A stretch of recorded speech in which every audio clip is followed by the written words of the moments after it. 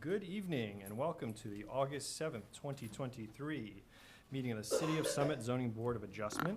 My name is Stephen Spur and I'm... Can you turn up the sound? I can't hear you. Okay, I'll try to project a little bit louder for you there in the front. That sound in here is always bad, but can you raise it a bit?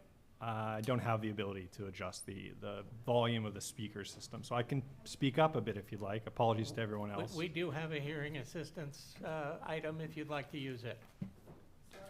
There's a hearing assistance device here. No, Stephanie can Plugs, use it. earplugs. We can try. All right, I'll try to project for you here if I can, okay?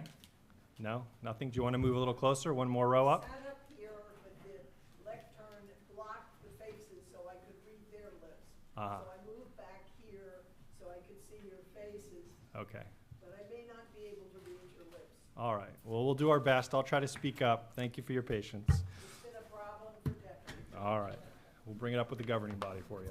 All right, let's start from the top again. Good evening, and welcome to the August 7th, 2023 meeting of the City of Summit Zoning Board of Adjustment. My name is Stephen Spur, and I am chairman of the Summit Zoning Board. In accordance with New Jersey Statute 10:4-10, adequate notice of this meeting has been provided to a newspaper of record and has been posted here in City Hall. This meeting is a judicial proceeding. Any questions or comments must be limited to the issues that are relevant to what the board may legally consider in reaching a decision, and decorum appropriate to a judicial hearing must be maintained at all times. For the benefit of the interested public, this meeting is being live streamed to the city's YouTube page and also broadcast to Summit's government channel, which is Comcast Channel 34 and Verizon Channel 30. Please note that fire exits are to my right, your left, and at the back of the room where you have entered. The city has a listening system to assist the hearing impaired. If anyone needs hearing assistance, please obtain the system here at the dais and return it after our meeting. Andy Ball is the zoning board's attorney. He will advise board members on matters of law and is the key interface with an applicant's attorney. Mr. Ball does not vote on the applications. Stephanie Sulios is a city employee and the zoning board secretary. Ms. Sulios assists applicants with the preparation of their applications, planning our agendas, and keeping our meeting minutes. Ms. Sulios also does not vote on the applications. Our board consists of 7 regular members and up to 4 alternates. All members can participate in the hearings tonight, but a maximum of 7 can vote. Most applications require a simple majority to be approved. Some applications require 5 affirmative votes to be approved. You will be told which majority will be required before we begin our deliberations. Ms. Sulios, will you please call the roll of the members? Sure. Chairman Spur, Here. Vice Chairman Steiner, Here. Ms. Newell, Mr. Gonzalez, Here. Mr. Mullen, Here. Mr. Millay is excused, Mr. Loikitz is excused, Ms. Toth, Here. Ms. Sager is excused, Mr. Feskins, Here. Mr. Yuko. Here. You have a quorum. You may proceed. Excellent. We generally hear the applications in the order they are listed on the agenda. We try to have each hearing last no more than 30 minutes, but we do understand that some applications are too complex to be heard within that time frame. Each hearing begins with the applicant or their attorney giving an overview of the application and the variances that are required. We then hear from any expert witnesses the applicant may have to help explain the application and why the variances are needed. Board members may ask questions of the applicant, their attorney, and the expert witnesses. Once the board professionals and board members have completed their questioning, the public will have an opportunity to ask questions. This is not the time to tell us what you think about this application. That opportunity comes at the end of the hearing. Before you ask your questions, please clearly state your name, spell your last name, and provide your address. It is important that our court reporter be able to keep a clear and accurate public record. The court reporting is done through the audio-visual system, so it is important you speak clearly into the microphone. After all witnesses have been heard, members of the interested public have their second opportunity to speak, and at that time, you may express your opinion, positive or negative, about the application. Then the public hearing is closed, and we then enter into executive session, where board members discuss the application and vote. You will be able to listen to our executive session, but you will not normally be able to participate in our discussion. Most applications are heard and decided the same evening. If an application requires additional information or testimony that cannot be presented tonight, we will carry our application to another date. It will not be decided during this meeting. Krista Anderson, the city's zoning officer, has asked that I remind all applicants that they must carefully read the resolution that documents the zoning board decision and to pay particular attention to the conditions contained in the resolution. For example, if a landscaping plan is required, you must obtain one and submit it to John Linson, the city's forester. If a grading plan is required, you must have one prepared by a civil engineer and submit 3 copies along with the application fee to the city's engineering division. Failure to satisfy all conditions in a resolution will result in a delay in approving your application, as it will necessitate additional follow-up from zoning and other city staff. The resolutions documenting the board's decision will normally be available 1 month after we decide the application. Before we introduce the applications, if you'll please rise for the Pledge of Allegiance. I pledge allegiance to the flag of the United States of America and to the republic for which it stands, one nation, under God, indivisible, with liberty and justice for all. Okay. We have 4 applications scheduled for this evening. Just as a bit of a teaser for the 4th application, 90 Ashwood Avenue, we will use, Mr. Weber, just for reference, essentially the remainder of this evening's meeting, after hearing the first 3 applications, to hear as much as we can of the additional testimony for that application. And then we expect in September, I believe September 13th, to likely carry the remainder of the testimony and whatever other material needs to be presented to a dedicated special meeting where a vote will likely be heard. So I think it's doubtful we're going to have a vote this evening. Mr. Weber is always the optimist in the group. But just for some folks that are here for 90 Ashwood Avenue, it's unlikely we will complete the application this evening. That's correct, Mr. Okay. Chairman. James Weber of Alfonso and Weber, on behalf of the applicant, we were preparing to present, thank you. We were preparing to present 2 witnesses tonight. Okay, wonderful. So we'll do our best to move expeditiously through the first 3 applications, but expect to have that 90 Ashford Avenue completed in the special meeting on September 13th. That's our understanding. Wonderful. Thank you, Mr. Weber. All right, first up, what we're going to do is we're going to have a representative from each of the other 3 applications just quickly come forward. If you can share with us how many witnesses you have this evening and approximately how long you think it will be to complete the application. First, again, just a representative, an attorney, or the applicant for 79-105 New England Avenue. Just come to the podium here.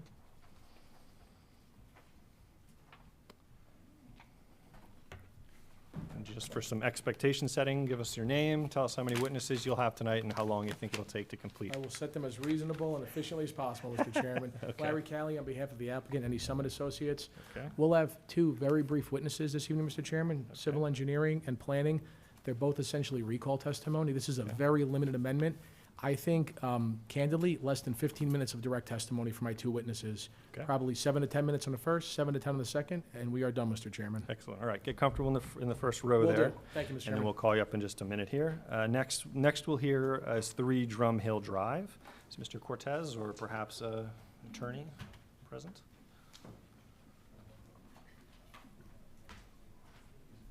Good evening. Good evening. Antonio Rivas, Cortes. Excellent.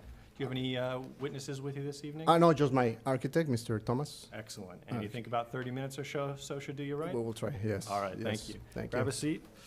And then next is 9 Crest Acre Court, the Lukes, or perhaps their attorney, I don't know. Good morning, good evening, Anthony D'Alessandro from Avellino Law. We have 1 witness. I expect to be about 20 to 30 minutes. Okay, excellent. Thank you. Wonderful. And then we heard briefly from Mr. Weber, who got his share of this limelight already. So let's hear from Larry. Larry, if you want to come back up, we're going to kick you off. Yeah, get comfortable. Thank you. For sure.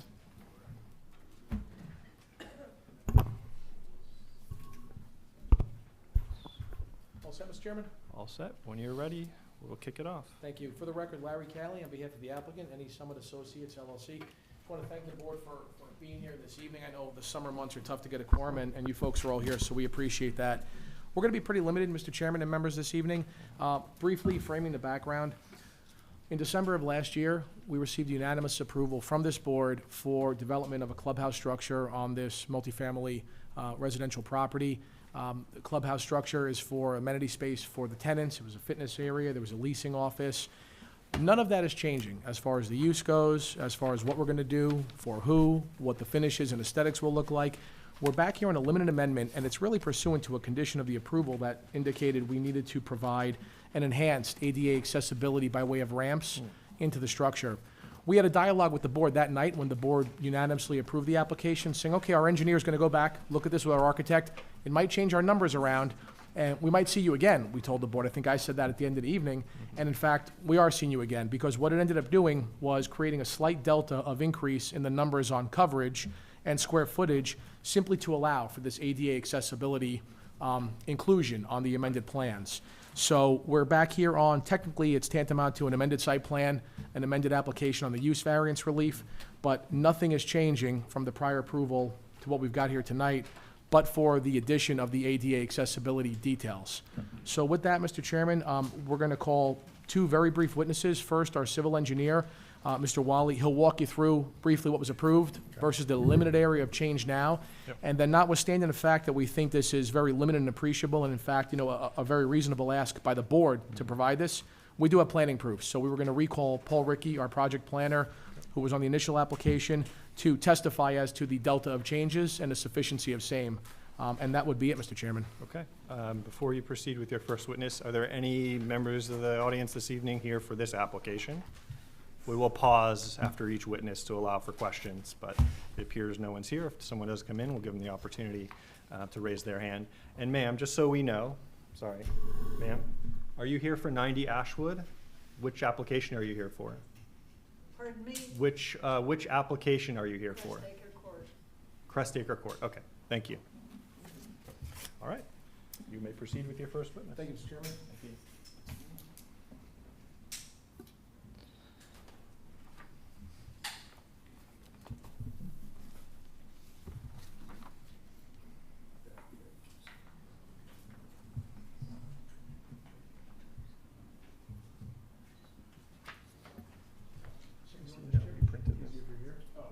Yeah, Okay. you got it.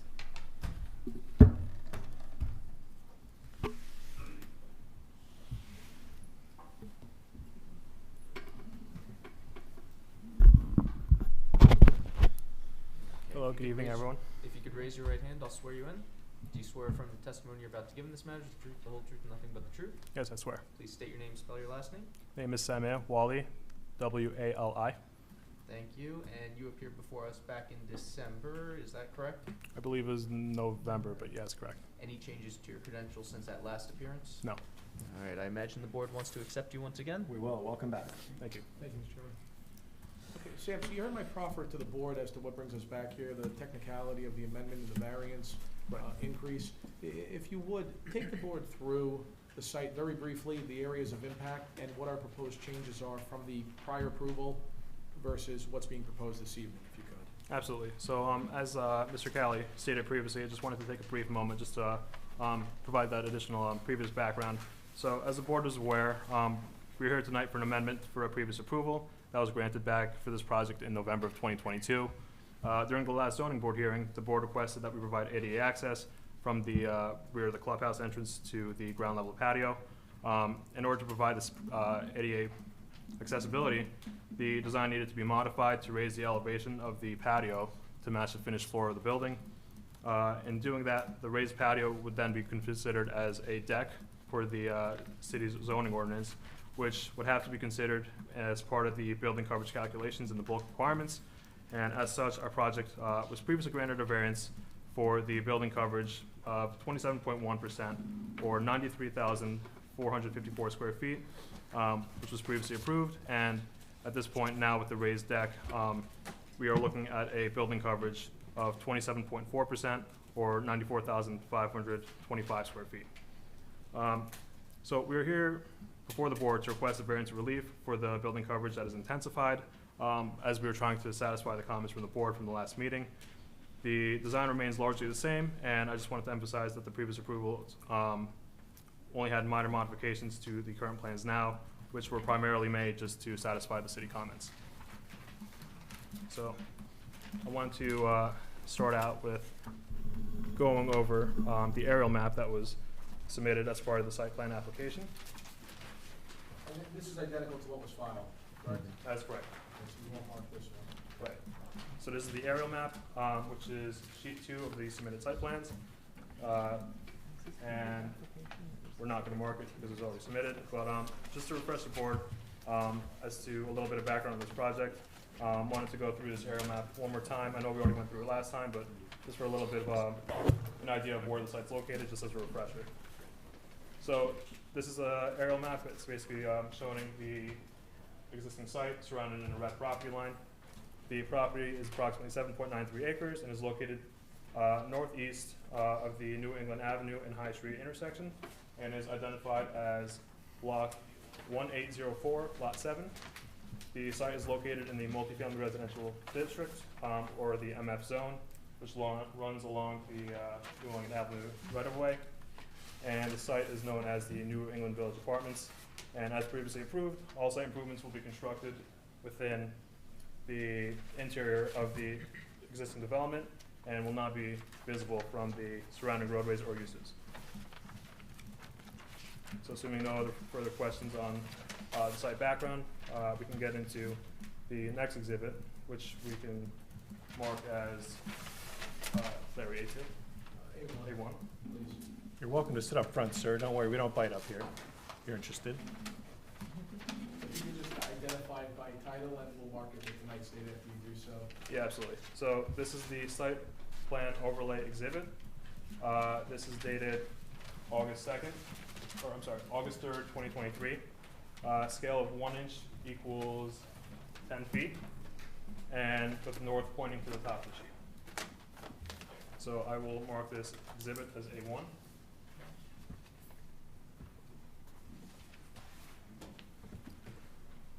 So this exhibit depicts the site plan that was previously approved, with the latest site plans that was most recently submitted as an overlay, shown in red to basically show the differences in what was previously approved versus what was most recently submitted. As noted previously, we're here before the board tonight as the site plan revisions requested by the board for ADA accessibility require additional building coverage variance relief. It's important to note that the increase in building coverage was created because raised patio is considered as a deck, which is supposed to be included in the building coverage calculations in the city ordinance, and the plan remains largely the same with what was previously approved.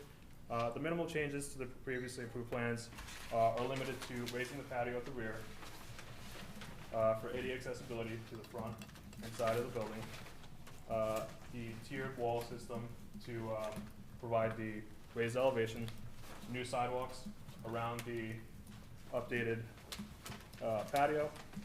There are also one new EV charging station at the front to comply with the township comments, an additional transformer to service the proposed building, and some condenser units to the east and west of the building to also service the proposed clubhouse.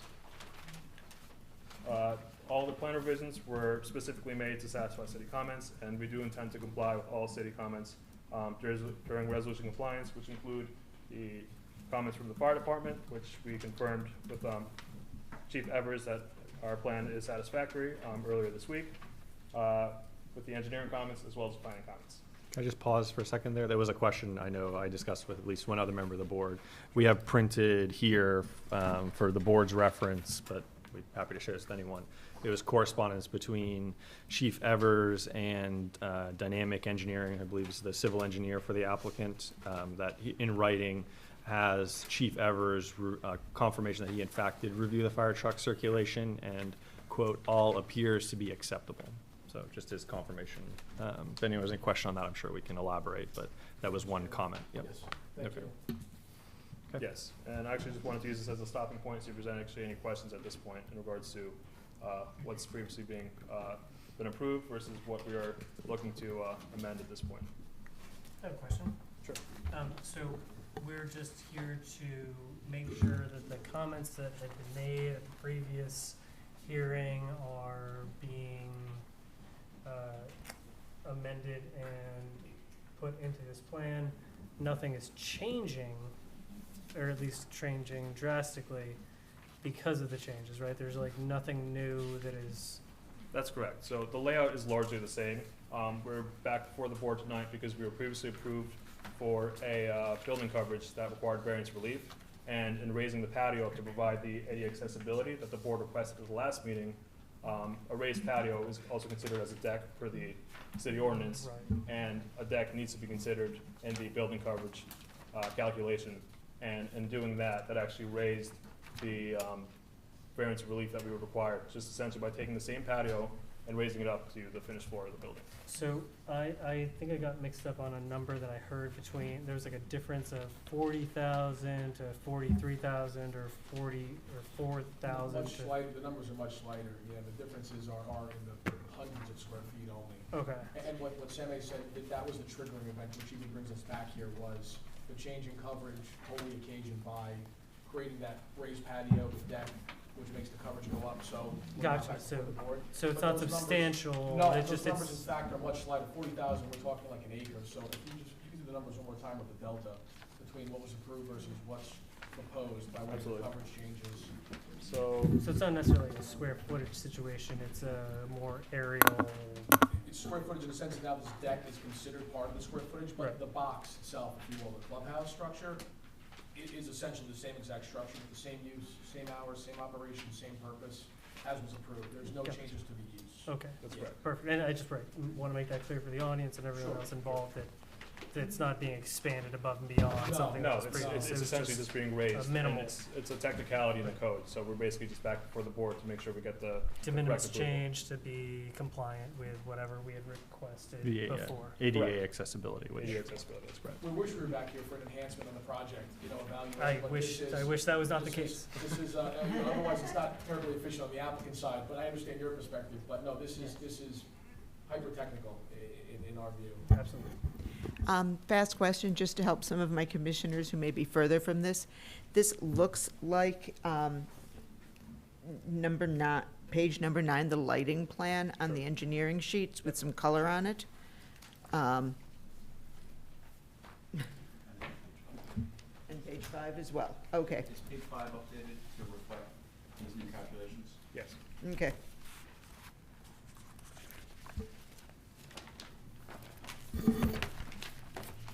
I'm sorry, did you have a question in regards to the lighting plan, or? No, I don't. I just, it can be hard to see all that from across the room. Got If it. you can just see it on the sheet That's right, and every realize the sheet- colors are different. Every sheet should line up, the only difference Okay. would be an overlay from sheet to Okay. sheet that you're looking at, yes. Okay. Yes, correct. So just for clarity, on sheet 5 of what was submitted to us, which is qualified as a site plan, Yes. Mhm. these are the updated calculations going from what was existing at 26.2% for building coverage to 27.4%? That 27.4% is reflected, correct, yes, Okay. that is And what updated. was previously approved? Previously approved was, 27.1. that is, it was 27.1%, correct. Okay. So we got the 0.3% increase from what was approved. And what's the square footage delta? Square footage would be, I can calculate that in 1 second.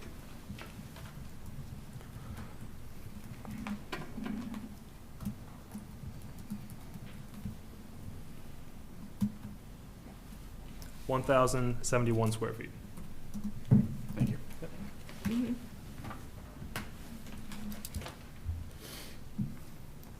Any questions, Liz or Tom? I'll probably see Joe, but anyone? Yeah, go ahead, Tom. Yeah, I think you mentioned this, I just want to be sure. So the new deck is the same size as the old patio. It's not an increase in size, it's the same, I think it's 24 by 24, is that right? Or It's the same as what was previously approved, essentially just raised. Yeah. I don't know the exact dimensions of the deck offhand. I can certainly provide that for you in just a moment. But It mirrors the patio as far as. it mirrors what was previously approved. It's essentially just raising the patio from what we previously had Okay. presented. And then just a couple comments from the zoning officer's report, which are in italics, which I think means they're new, but I think, kind of thought we might have addressed this earlier. She's suggesting addressing the operating hours for the clubhouse, especially because of the outdoor TV. Is there any proposal on that, or any? That was all part of the 2022 testimony. I thought so. None of that is changing. Okay. So we weren't anticipating providing new operations because there's no changes to the operation of what was approved tonight versus what was approved. So I'm not sure if those are new comments or just relics in the report, but Okay. this had been testified at length in 2022, and there's no change condition for the approval. Yeah, I thought so. I Yeah. assumed the italics meant it was new, but maybe it's not. Yeah, I Okay. got a little confused as well, yes. Okay. But no, there are no enhanced hours, no other persons allowed besides our residents, nothing changing from what was approved in that regard. The only change is coverage. Okay, thank you. You're welcome. Okay, before you fall at your seat, go ahead. I may be taking Gypsy's thunder here, but we got 2 new reports from Dynamic Engineering on drainage. What are the changes and why are there changes?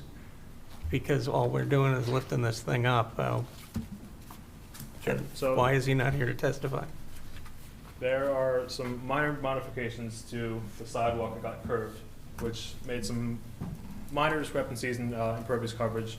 The stormwater system, these dry wells that are to the west and north of that proposed patio were oversized and can still accommodate. And that's why we essentially just went in and updated our reports for the new numbers. So there are more things changed than just raising the deck. Well, not as far as the zoning board is concerned. The relief of the zoning board is the increase in coverage because raising it becomes tantamount to coverage of a structure. The drainage reports were post-approval resolution compliance submissions, I think, and now you're reconciling them with your plans, is that right? That's correct. We still have jurisdiction then. But for clarity, the changes that did occur, did they impact the calculations that are relevant for stormwater management? No. No. There is Right. a discrepancy of impervious cover between the drainage statement and Correct. the plan Mhm. that I noted in the report already. Right. But it's minor enough that it wouldn't make a huge difference Right. in their calculations. Okay. And just Oh. want to add that some of the changes they probably, or they made were they took into our comments Mhm. to add in the information that we requested. Okay, Yeah. excellent. So good. Does that make sense? Are you satisfied? Your Move face on. suggests not, but, no, it's fine. No, we had addressed in great depth stormwater management in the prior discussion. And given the nature of the revision before the board tonight, there's no material impact on stormwater management on the site. So, except for perhaps some updating of the figures within the stormwater management Except for report. killing a few trees. Right. And I think that's well said, Mr. Chairman, and certainly no relief from, no design waivers or no variances associated. No with additional relief being so- sought or arguably necessary, and that's why I look at my objective source of truth here, no offense to you here, but that stormwater management doesn't need any additional dry wells, but looks like you guys have enough on the site, if my So, eyesight is so correct. Andy can bill, I will have to ask, we do have jurisdiction up to 2 years, so we could question it If there was an issue. if there was an issue. There was an issue. There seems to be no- Was that in the original? I can check I that think we have, right uh, now. I thought that was standard, that we have jurisdiction over 2 years over stormwater. Not Not Not in all automatic. We cases. have to add it. Not automatic. You We gotta have to ask add it for it. to the application. Oh, wow, I thought it was just treated It's a automatic. condition. All right, let's let Andy check this box, and we're approaching the line of working too hard on this Yes, this is application, so correct. let's, No, we're not. I we're approaching it. Quickly glancing at the prior resolution, I do not see that we imposed stormwater drainage jurisdiction on the applicants in this case. And there haven't been major changes, so there's no reason to. There's no potential for Any of the- off-site any of the migration of problems with stormwater coverage. here, given the location of the property. That's right. That's right. Any of the That problems would TV be in thing their, is their tenants. What? All Any right, of the that's your problems with questions their from, tenants. sorry, There's one owner. we're gonna move on here. Yeah. That was the questions from the board. Did you have additional testimony you wanted to provide? No, if there was no additional questions, that pretty much wraps up our testimony. Just wanted to. Go ahead. I did have one, and Yeah, go I don't know why I can't find it. How high off the ground is this deck gonna be? It's a good question. And you're proposing retaining walls around it rather than stilts or something? That's correct. It's gonna be Okay. actually a tiered wall system, which is why, there's actually Right. these two red lines that Mhm. basically pull around.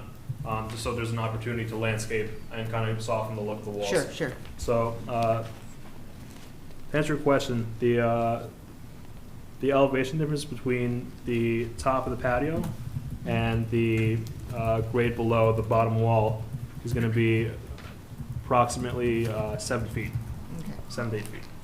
And that's gonna be broken up with two walls that are basically gonna be landscaped in between. okay, thank you. Okay. He's not going anywhere, so if anyone does have any other questions, we're welcome to recall him. Close by, Mr. Chairman. Excellent. And then just I'll check again, anyone creep in here while I wasn't paying attention, 75, 105 New England Avenue, any questions for the engineer? No, okay. Do you believe you have a second witness? I do very briefly, Mr. Chairman, our project planner, Paul Rickey, testified previously. He's still licensed, and we can certainly go out here again if needed, but he will testify as to the limited proofs needed to support the enhanced variances. Do you swear affirm the testimony you're about to give in this matter is the truth, the whole truth, nothing but the truth? I do. Please state your name, spell your last name, It's Paul Rickey, R-I-C-C-I. and thank you. Please just confirm no changes to your credentials since the last appearance. Yes, license is still valid in full effect. I assume the board would like to accept you once again. Assume correctly, Andy. Yes. Thank you. Welcome back.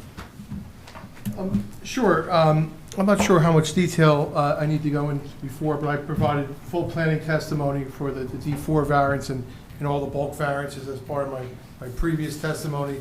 I think the board recognized that these proposed changes are in interior portions of the site, hundreds of feet from the property line. It's not really even visible from outside property line. So the extent that we talk about a very minor change in impervious coverage, it's really de minimis and really would be undiscernible to anyone associated with that. In terms of the variances, the board previously granted a variance to permit a building coverage of 27.1%, or 27.4% is now proposed. So it's a 0.3% increase, as we heard from the site engineer, and also associated with that, we have 3,144 square feet of accessory building area, with 2,942 square feet was previously approved.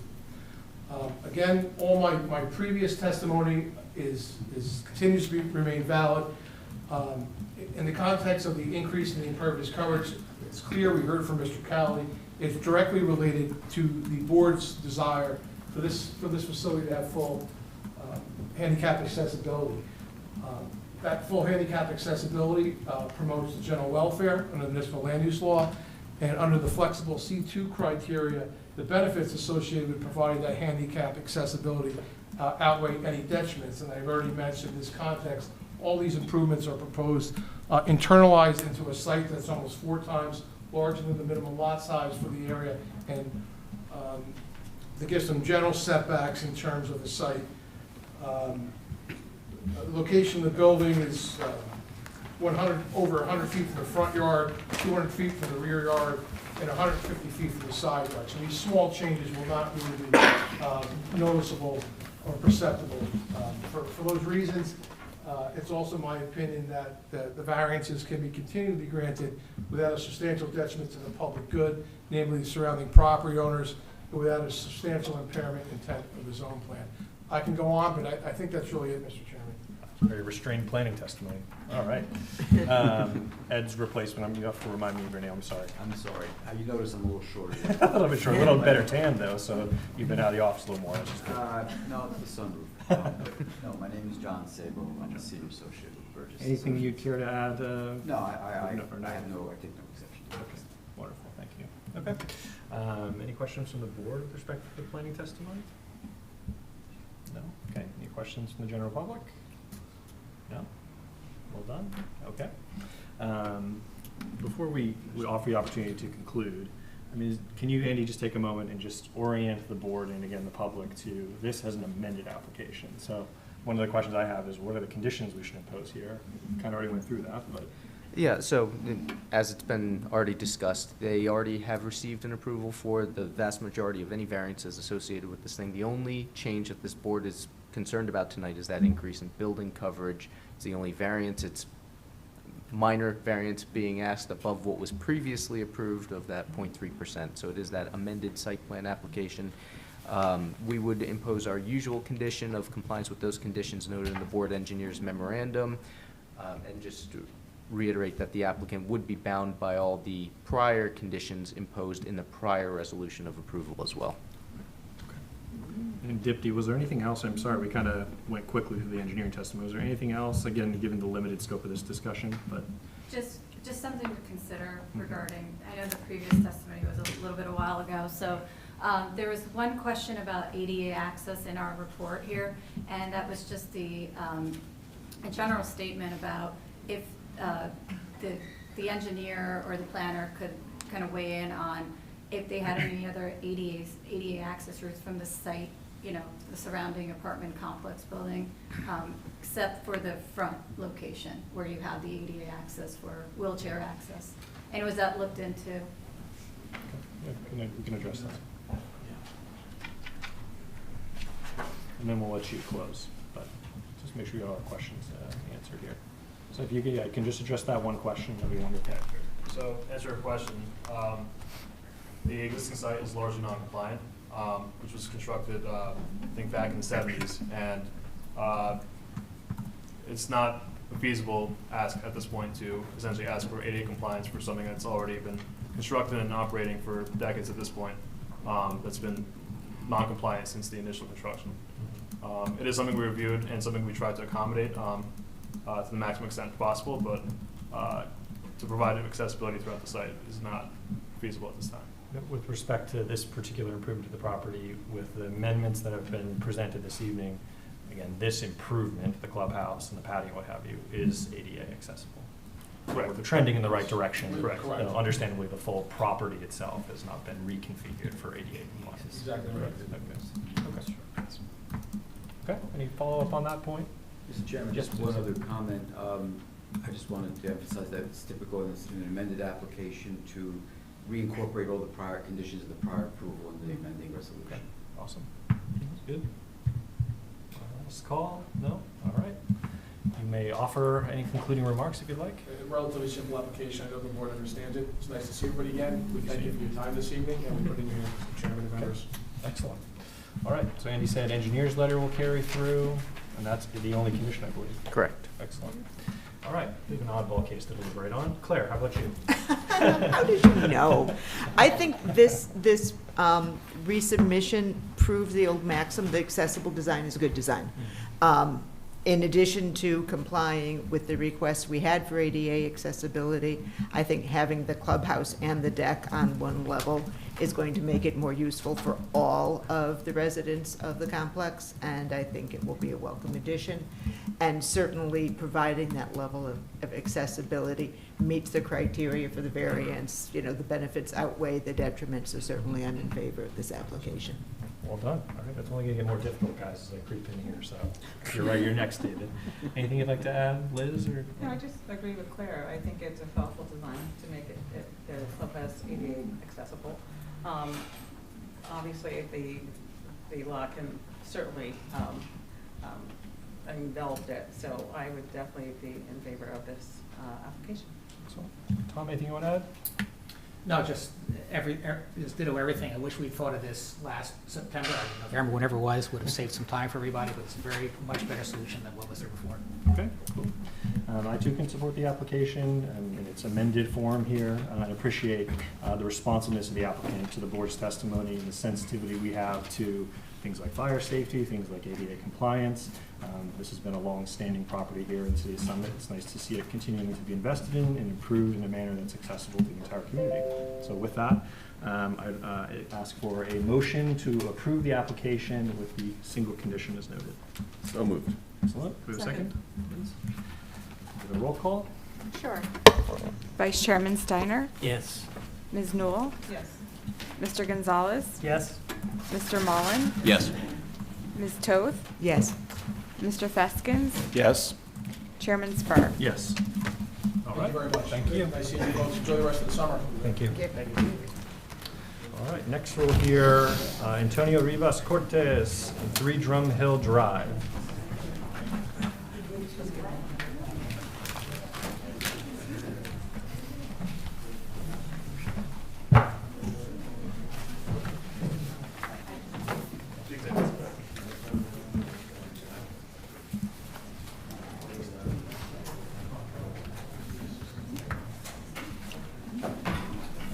Objectors and the applicant, you see that I'm starting to.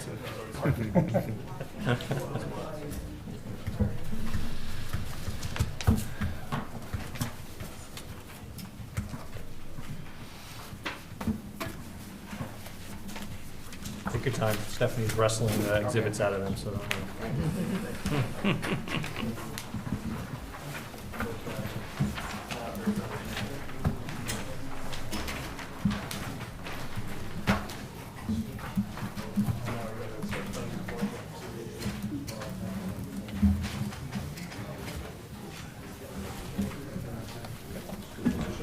Good enough. We need to move it, we need to move it. All right. We're going to begin again here. This application is 3 Drum Hill Drive. If anyone is interested in discussing a future application, you're welcome, of course, to use the lobby during this hearing. We would just ask you to keep conversation to a minimum if you can. All right, Mr. Cortez and your architect, before you begin, is there anyone here for this application, 3 Drum Hill Drive, outside the applicant and their expert witness? No, okay, good. We'll move expeditiously then. So first, we're going to swear you in, and then we'll offer you the opportunity to introduce the application. Okay. If you could raise your right hand, do you swear affirm the testimony you're about to give in this matter is the truth, the whole truth, and nothing but the truth? Please state your name, spell your last name. Antonio Rivas Cortez. Last name is Rivas and Cortes. Thank you. Okay. Tell us a little bit about your application, and then we're going to make your architect do all the hard work for you. Perfect. So far, just a quick overview. Please. We're a family that have a right to summit in 2021, so very happy post-COVID. So it was a challenge for sure. And we found this property, 3 Drum Hill Drive. We're a family of 5. So it's my wife, 3 kids. So it's 17, 15 now, and 12-year-old, plus a dog. And we have for sure support with my in-laws, 2 more, and sometimes nanny. So we can imagine the challenge that we have with the size of the property, plus a little bit of the challenge of the shape of the lot itself, plus the 2 the avenue, Mountain Avenue, and Drum Hill Drive. So the main overview of the scope of the request here is to pursue an addition to the 2nd floor of the current kitchen or the breakfast room, and also taking opportunity of the existing garage to expand the master bedroom, and have a closet and push a little bit away the bathroom. Plus, we have an existing patio outside, an outdoor patio, that we want to extend or integrate the kitchen with the breakfast with the 1st level family room. So this will allow us to have better integration or interaction with the kids, because right now, as soon as they finish breakfast or dinner, they go to their own rooms or basement or their rooms specifically.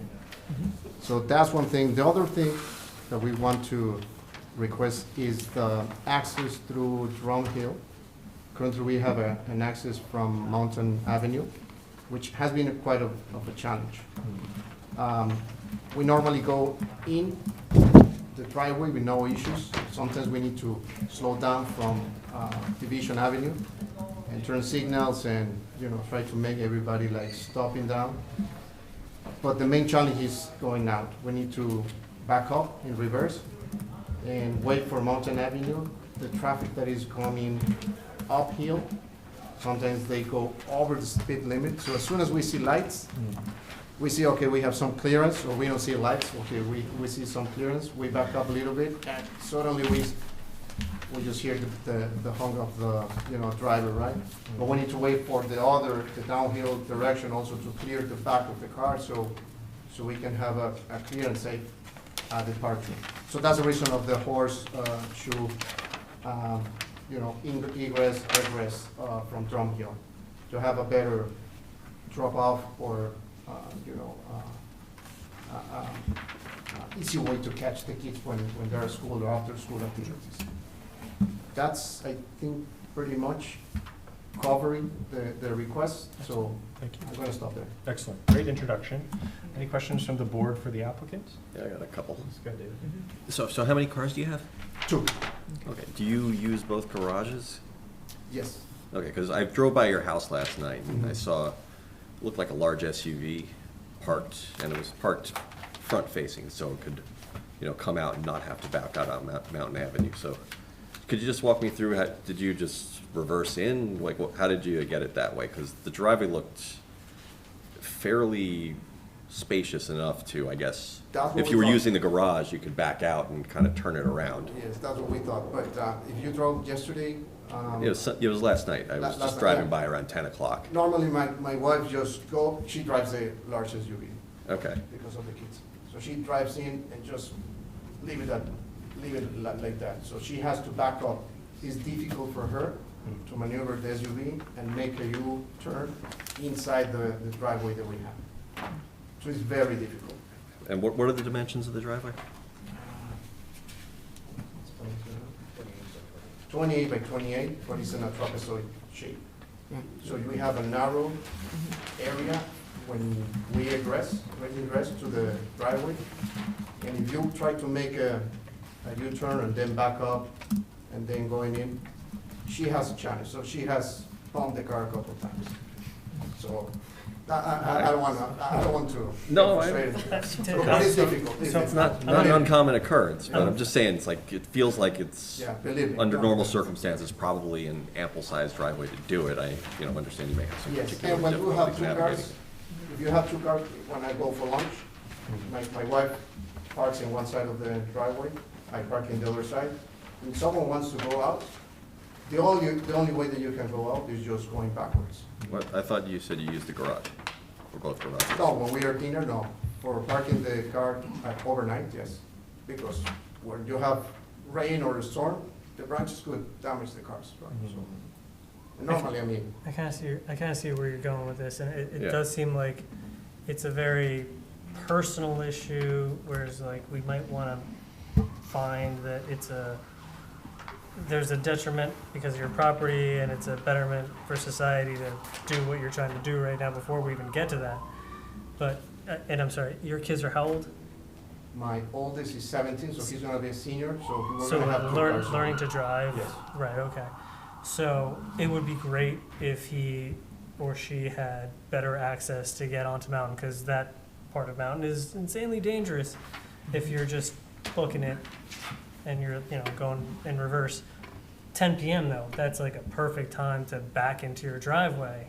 Yes, So that might be an easy time to back in, but the reality is that it does seem kind of like a very personal problem to not be able to get in and out of your driveway. So there has to be some sort of like logistical, real reason to accommodate this. so I know that is personal. I would I'm a say- very good parallel parker, by the way. I learned how to drive in the city. Listen, So get rid of so long that. as nobody sees me hit the car. When we arrive in 21, we check on corporate properties we first rent the house. And the downside of that house was the driveway. It was difficult and dangerous for us to go in and go out. And I checked with the landlord many times, hey, can I make a J-turn in the pathway? And he said, yes, some challenges, but you can make it. But when you have a car parked in the upper corner, it blocks the whole driveway if you backwards, especially when you have an SUV. But market at that time, 21, really hot. That was the only property that we could afford, and that's where we stayed. So my wife is challenging. I say, okay, don't park it inside inside the garage. I park it for you. So every time that I have to park the car when there's storms or so that's me, taking the showers on the rain and putting the car inside. Now, two cars inside. It's perfect. I can just drive in front, right, forward to the Mountain Avenue. But when she left the car, after I enter my car into the garage on the right side, I'm blocked. So it's complicated. So, the drawing that is being shown there, I told Mr. Bona, I have never seen that. I cannot park the two cars there and maneuver one car and just clear the other one. It's impossible. This one on the right? But, So- you knowingly bought this house on a busy road, right? I guess where I'm struggling here is, we get cases all the time. I think of all those cases on Baltusrol Road where people have much more difficult situations. This appears navigable if both of you are using the garages when you park in the home. Yeah. So I get it, it's a choice, but to And this Mr. is- Gonzalez's point, it is a choice. And this is our request from a safety standpoint of view. And it's my family, and it's gonna be next family. We have been couple incidents so far. Nothing like a crash, thanks God, and knocking on wood. But my wife has telling me, and my kids say, hey, almost a truck hit us. So when you're seeing or hearing your kids telling you that, is that, okay, we need to do something. So if I don't do this request or pledge, I'll be doing kind of feeling that, hey, I should have done that. And when we have visitors, that's the challenge. that? I have like 2 cars parked there, where my visitors should park. I already talked to the police department, said, you cannot park on Drum Hill, because you are entering the street, you need to park in front, so I need to block my neighbor's driveway. This might be a good time for the planning So- board to get involved and add more, Yeah, stop signs or, so if I invite you, Mr. Gonzalez, to my home, okay? Say, hey, talk gladly, yes. sure, and I will invite I you, will but, walk there okay. So come over, for safety reasons, you cannot park your car on Drum Hill because someone can hit you. Of course. Please, park on my driveway.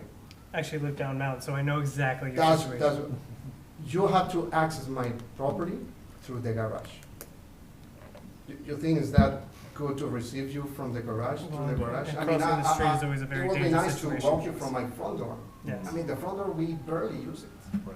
All right, let's put a Very, bookmark very in this easy. conversation just for a Yeah. moment. Okay. I would only note, when we can pick it back up with Dipti, she'll play the role of traffic cop and traffic engineer this evening. But would note 2 elements of this that are relevant to reflect upon.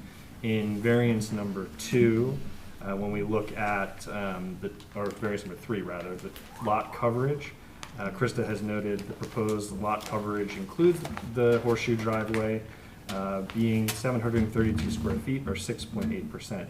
The requested additional lot coverage here exceeds that 6.8%. So this would be a particularly interesting conversation if we could just eliminate the horseshoe driveway and solve both lot coverage and the horseshoe driveway variance, but it doesn't, unfortunately. So I'm interested to hear the additional architectural testimony about the actual home itself. And then, as I mentioned, when we get back to Dipti, let's have a discussion, again, revisiting this. It's something that we want to bifurcate and we can cleave off of it, or consider it as a whole.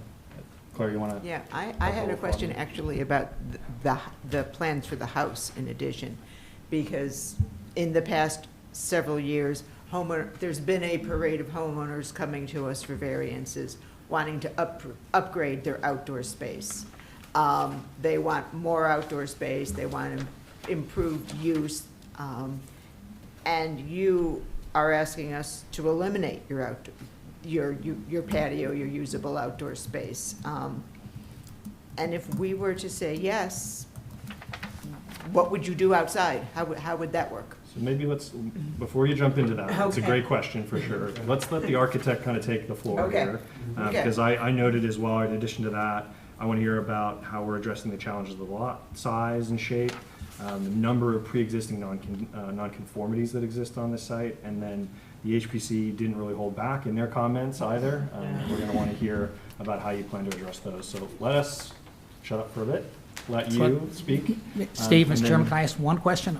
Tom, only because I like you so Okay, much. thank You you. get one question. I don't want to belabor the driveway and the parking, but obviously this house has been there for a while. People have lived with that driveway. I can see it's a problem, but I also see the way it is now. I agree with some of the suggestions from my colleagues that you can back out of the garage and go out front, which makes it better. Still maybe not great, but better. But people have lived with the house the way it is, without the horseshoe driveway. Describe a little more in detail, how do you plan to use the horseshoe driveway? Will it just be pick-up and drop-offs, or do you anticipate longer-term parking? I mean, how do you anticipate that horseshoe driveway being used?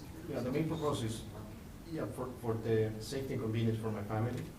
So normally, if we need to park the car, you take it out from the garage, but on a daily basis use, like, as I said, the activities like dropping the kids at school, picking them up, going to the gym, coming back. Because my wife, she goes to the gym, comes back, and then go for the grocery store, and comes back, and then she goes and pick up the kids, middle school, high school, etc. So it's back and forth, and then the post-school activities like tennis and swimming. So there's a lot of activity moving on. So I love cars. So anytime that I receive like an alert, I need to put the cars back in the garage, just to avoid like any damage from the branches or falling or snow. So who knows, right? So the main purpose is for safety for sure, convenience, and it will be sometimes that probably the car or some visitors may stay over because we cannot fit cars on the back, but it will be probably the less from the time that we have. Okay, thank you. I'm It's sure a tension we'll work to reconcile in the Yeah, application. I think out of fairness, right, the board's conflicted because it represents a substantial addition to lot coverage.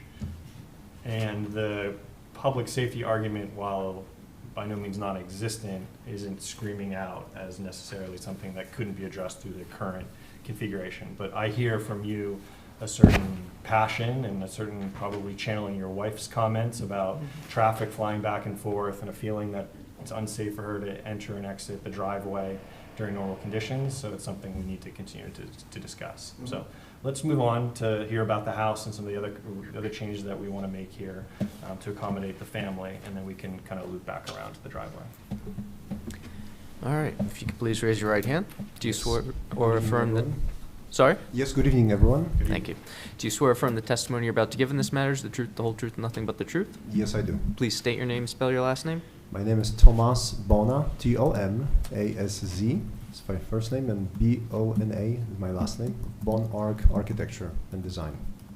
Thank you. And can you briefly describe your background, experience, and 3 boards you've appeared before recently? Yes, certainly. I have over 20 years of experience in architecture and master planning. I have finished Technical University of Gdańsk in Poland with a master's degree back in 2000.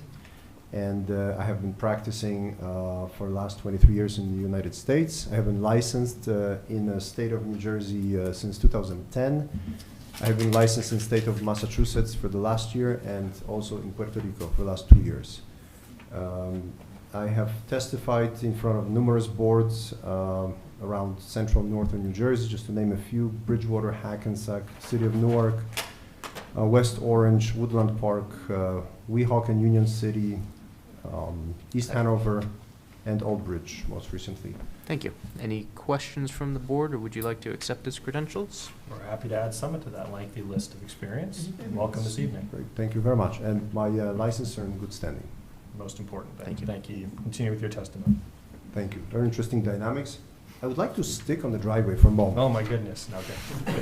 I think there's just some technical aspects of it that weren't, of course, touched on.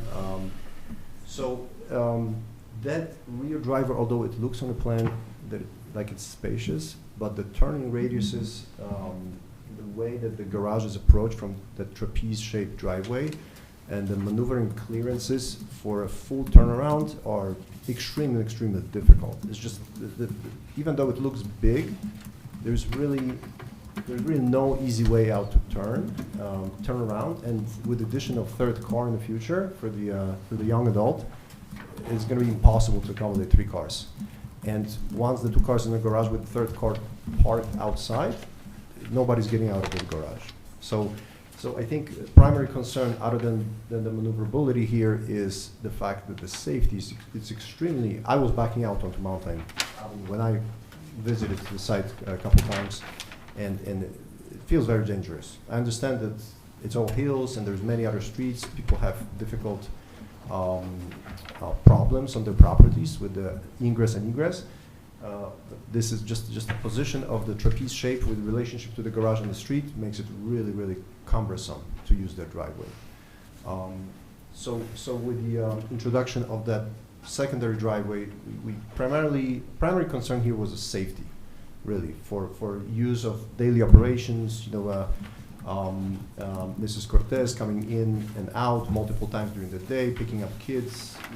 It's a hassle to be constantly watching out that oncoming 40 or 45 mile per hour traffic on Mountain Avenue. And we all know that people, don't necessarily just, feel restricted to the 35 mile per hour limit. So I just wanted to say that. So with the horseshoe driveway that will be used periodically throughout the day, it allows them perhaps to keep the second car or third car on that driveway. And also we've positioned the ingress and egress with respect to the 35-foot dimension from the Mountain Avenue.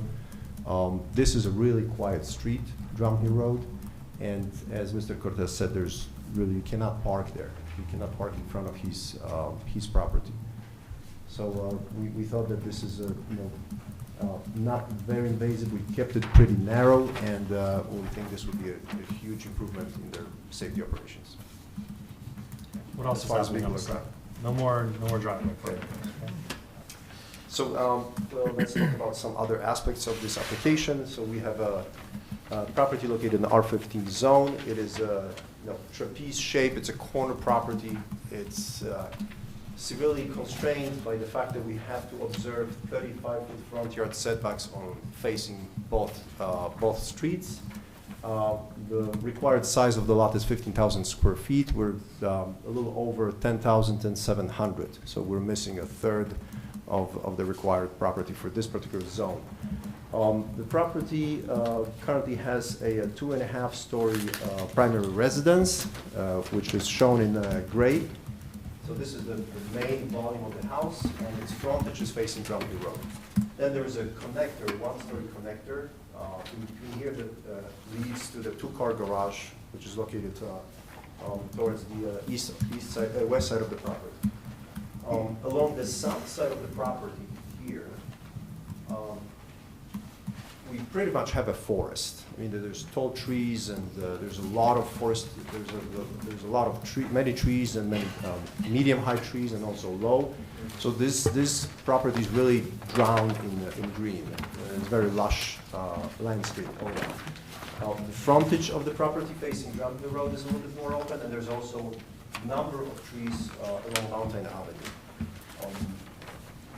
So this building.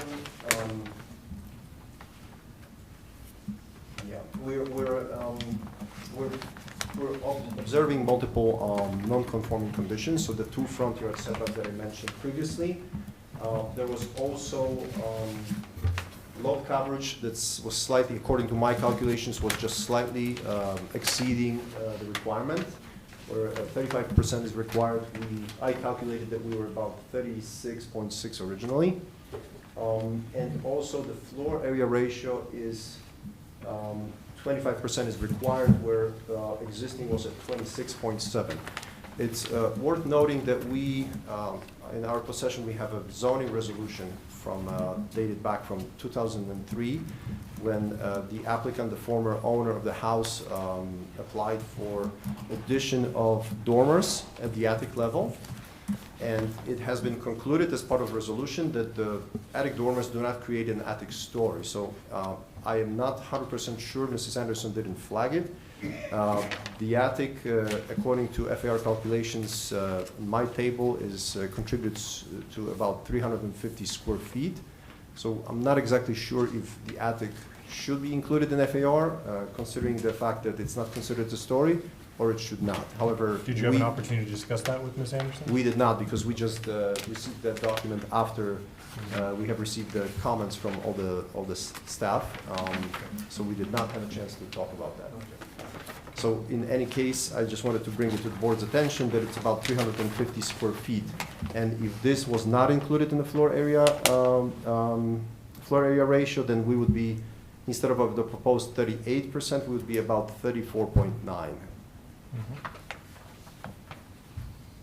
So I'm going to talk a little bit about what we're proposing to modify, other than driveway.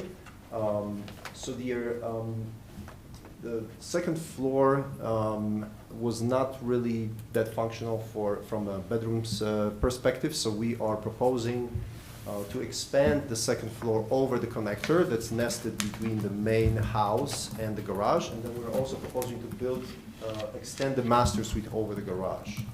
So that's sort of a portion of the project that lands within the existing building footprint. And that's the hatch, the cross hatch that's identified here. And that second story addition is about 700 square feet. The second big component is the 1-story addition. So there's in the elbow of the house here facing the south side, there's an existing terrace. There's so many trees that this terrace really doesn't obtain any natural daylight. And I think this was the main driver why Cortez family asked me to see if we can improve their family room, their living areas in that zone, because they're really not taking advantage of the patio. It's just constantly in shadow. So you can see the patio here, which occupies about over half of what we proposed as 1-story addition. So we're proposing in this area here, facing south, to add a 500 square foot 1-story addition that's sort of nested into that corner. And that addition is 1-story. It's not really visible from neither of the streets, and it's also not really visible by any neighbors, because of the dense foliage, which primarily is evergreen. Just to pick up on Mr. comment earlier, is that then eliminating any usable outdoor patio space on the property? There is no exterior patio space. I think Mr. Cortez's children mostly utilize the balance of the backyard, which is sort of located here on the Drumpton Road and the neighbor's side. This is the widest open area. Because this was also too narrow, and there's actually a lot of trees in the 10 to 15 foot section along the south side of the property. So there's really no open play area. So it's narrow. The only area that they really have is located in the southeast corner here. And then also Mr. Cortez said that kids sometimes utilize the frontage, which is why we're probably gonna put at least a 4-foot fence, facing both roads, just also from safety perspective. I mean, from your experience as an architect, is it customary to build or maintain a property with no usable outdoor space, a patio, a deck, something to allow children or adults to enjoy the forest? It depends. So the way we designed this one-story addition, it's a one-story volume with a lot of glazing facing outwards. The glazing is operable, and then we're also thinking about adding skylights. So that will be sort of a hybrid between the inner and the outer world. And I think we're still leaving enough outdoor area on the south side here for any outdoor activities. This property is not really positioned for, if you imagine, having enough space for children to run around and play ball. It's really the trapeze shape as it narrows along Mountain Avenue. It severely constrained any outdoor activities. That space you pointed to, it's level, it's grass. Yes. I'm just thinking about when Yes, Mr. Cortez wants to have a graduation party for his children. That's pretty much the dropping It's frontage. usable, right? That's the area where this type of activities can take Am place. I missing anything here, Claire? Well, I'm just thinking about wanting to eat dinner outside. Yeah, no, and this is the, egress, the steering. No. Yeah, this That way, yeah. Yes. So the addition we have a staircase leading out from that family room, which this is what it is, towards the garage, and also we have a set of steps leading towards this area. So there is a direct access to the outdoor area from the family room.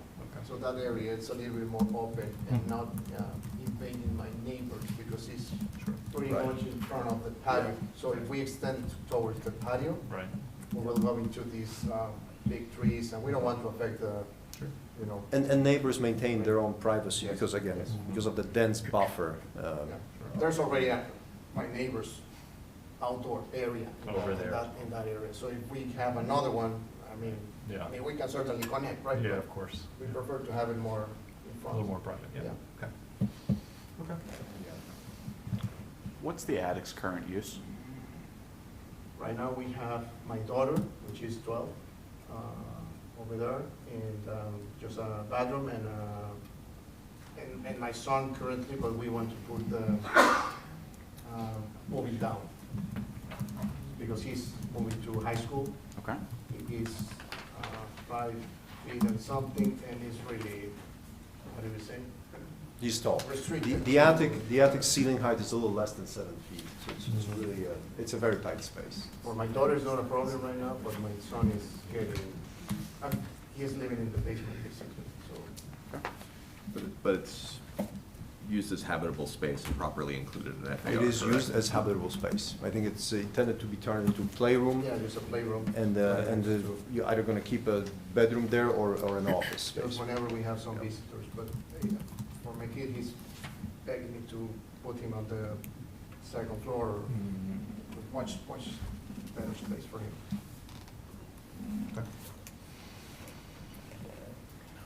I'd like to walk the board through the floor plans, if that's, would be the next Did you have a step. question? Sorry, 1 second. Yes. Do you have a question? Quick question. Mr. Linson, who's our tree expert, had no comment. You've talked an awful lot about trees, and how many are being removed in order to put this up? Because when I went by, I saw a lot of very large caliber trees that I think this board might have some concerns about. How many trees are being removed? We're not removing any large trees that are not on our way. Yeah, no. Actually, in this area where we're expanding, There's no trees in our way. There's some minor shrubbery, but no major trees. Yeah, we have just tree branches, but the main, how do we say, on the side, the big ones, we have a picture there. There's one that was in front of the house that was twisted, and the gardener, he said that it was already died or dried. You can see here, I mean, Yeah, but that's a minor, yeah. that's a Well, small tree. if you're submitting this as a picture. So we just want to submit this properly as evidence. So did you take this picture, Mr. Cortez? Yes. When did you take it approximately? when was that? This is taken in the summer of last year, Yeah, I believe. Does it- sometime September. Does it fairly represent the condition of the property Yes, today? except this one. Except for was- that? This one, evergreen, is not there. Is It not was. now. Okay, all right, sorry, go ahead, yeah, continue. But that's the only one there was, and if you see some branches, it's because of the last rain, I think 2 weeks ago. So Some that's, branches that were- that's gonna be exhibit, maybe that whole packet of photos will be exhibit A1, and we just wanna make sure that gets back to Stephanie at the end. Sorry, just while we have the photographs, so any photographs you'd like to walk So through at this we, point? for reference, we brought the photograph of the frontage facing Drum Hill Road, which shows the existing facade, and also the way that the flat area here is well positioned for our additional driveway without really need for regrading.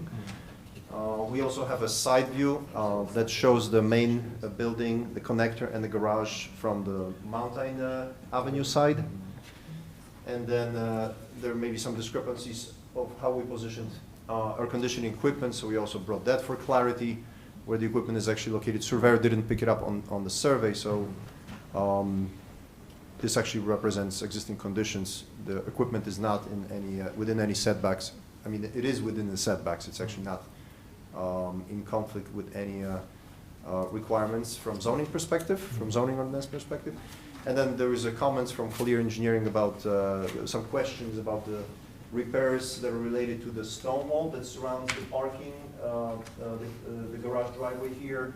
So we just brought the photo of, it's a very low 1 to 2 foot stone wall that requires minor repair. Some blocks, some rocks fell off, and we just flagged it. It's not really subject of any variance approvals.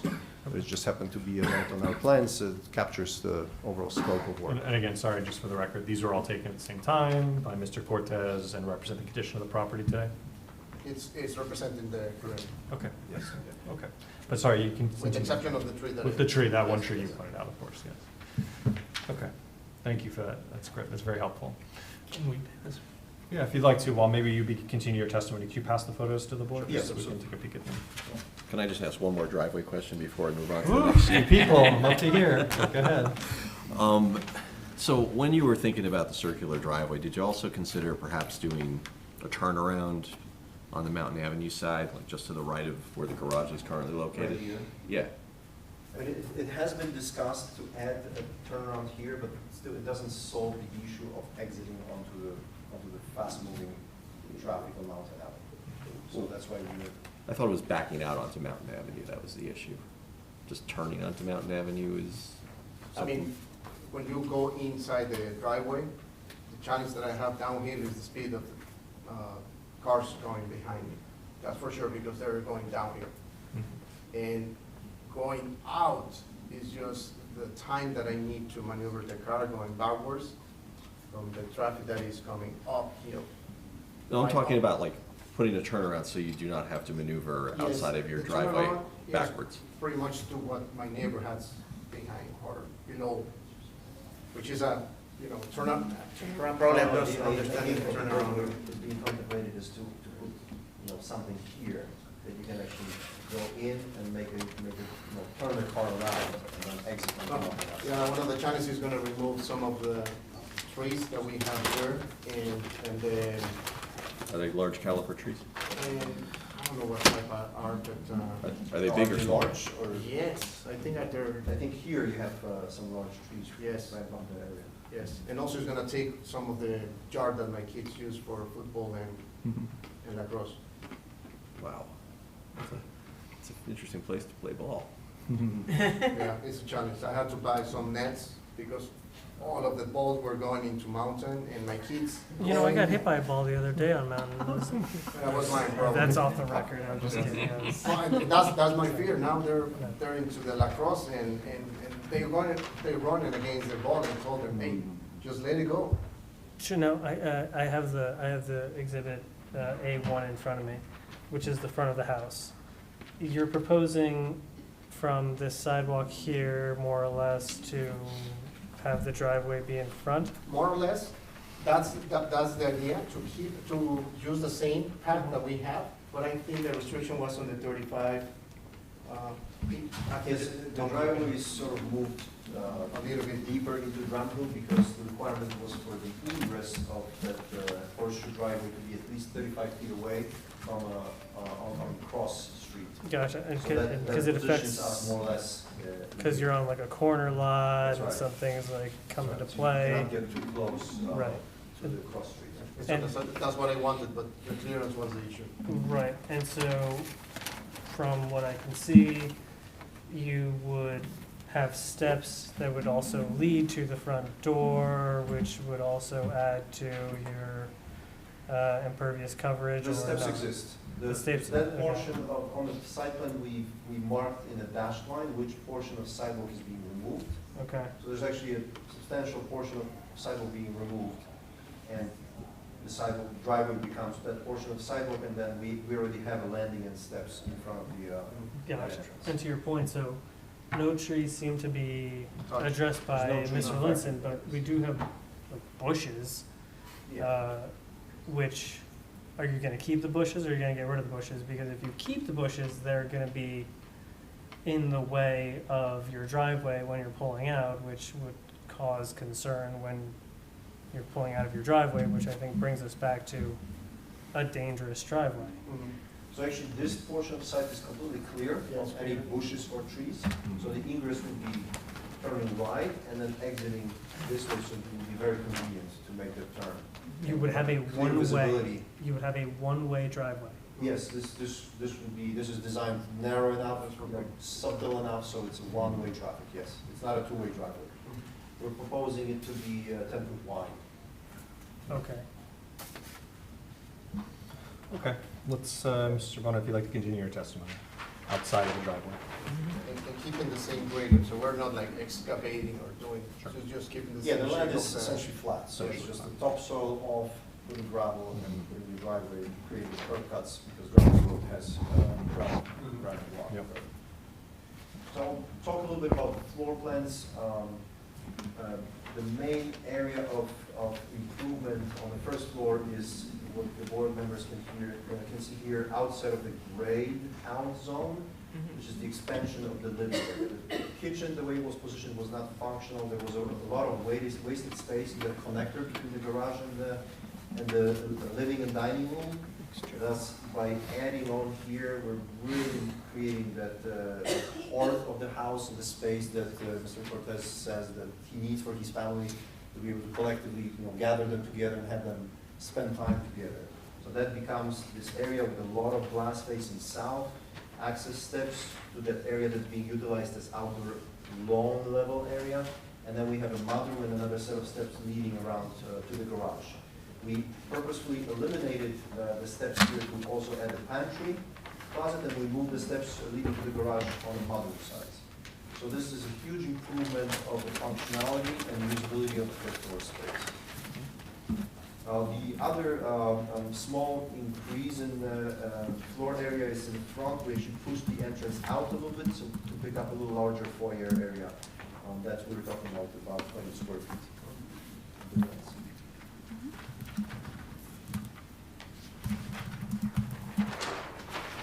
On the second floor, again, this is the gray area. This is drawing sheet Z3, drawing 1, shows the second floor. The gray is the existing footprint of the second floor. And the board members can see here expanded master suite, master bedroom over the connector, and then the bathroom and the walk-in closet over the garage footprint. So that sort of completes the footprint of the house into a two-story structure.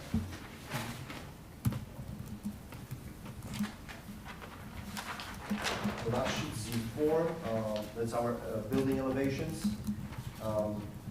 Again, in gray, we have areas that are existing, and in white, not toned, are the areas of the building that are added on.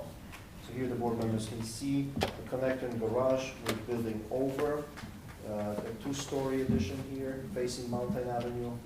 And then on drawing number 2, this is the area where we're adding the one-story addition that's nestled into the interior court created by the garage and the house. And that one has a lot of glazing. So the occupants, the owners can entertain looking out into the green. We're also proposing to eliminate the bay windows or modify them. There's problems from weather perspective. They're not well insulated, so they need to be reconstructed. And also, the owner is interested in getting a little bit more daylight into the reducing number of divisions in those front-facing windows. And then there's another element that we're putting over the entrance to screen the entrance to the second floor. But also there's an issue with the turning around the staircase on the second floor. We are fitting in the bathroom there, and we needed a little bit more space to be able to access the stair to the attic. So we're creating sort of a compound dormer that's also screening our front entrance.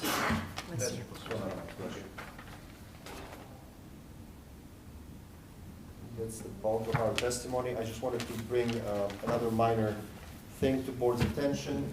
I sort of ran our calculations on the most pressing items, which is the lot coverage, impervious coverage, and floor area ratio, for what if this property was 15,000 square feet. And actually, all the numbers are fitting within the limit if this property was not undersized. So we're below all the percentage thresholds in that case. Do you care to speak at all to the HPC's comments? Yes, that was my next question. We have a number of comments which we can certainly go through them. Yeah, the only comments I would ask, our board professional to lead is the engineer's testimony. Yes. She'll dig in, you can respond as needed, unless you're a civil engineer by trade. I'm not a civil engineer, but No, we can you can certainly address address them as them. needed. But yeah, if you can address some of the other comments, then we'll Yes, let sir. Dipsy So lead that There's conversation. fire chief and police, as well as health department and city forester did not have any comments. Then we have a list of comments from construction code official. These are mostly related to when this project goes actually for permitting. So these, of course, all these items will be addressed in a permit set of drawings that have to do with life safety and similar items. And then we have the environmental commission comments. There are questions about greenery, hot water and HVAC efficiency, stormwater management with rain garden. I'm not sure if we have room for that. We can talk about this a little bit later, maybe in conjunction with the civil engineer's comments. And then solar panels. This site is not suited for solar panels by all means. There's just too much green all around. Permeable pavers is something that the owners could certainly contemplate for the front, for the horseshoe front driveway, so it looks more attractive and more natural rather than making it out of the blacktop. So I believe that this captures, and I think your energy, you have energy efficient systems already in the house as far as HVAC and hot water here. Yeah.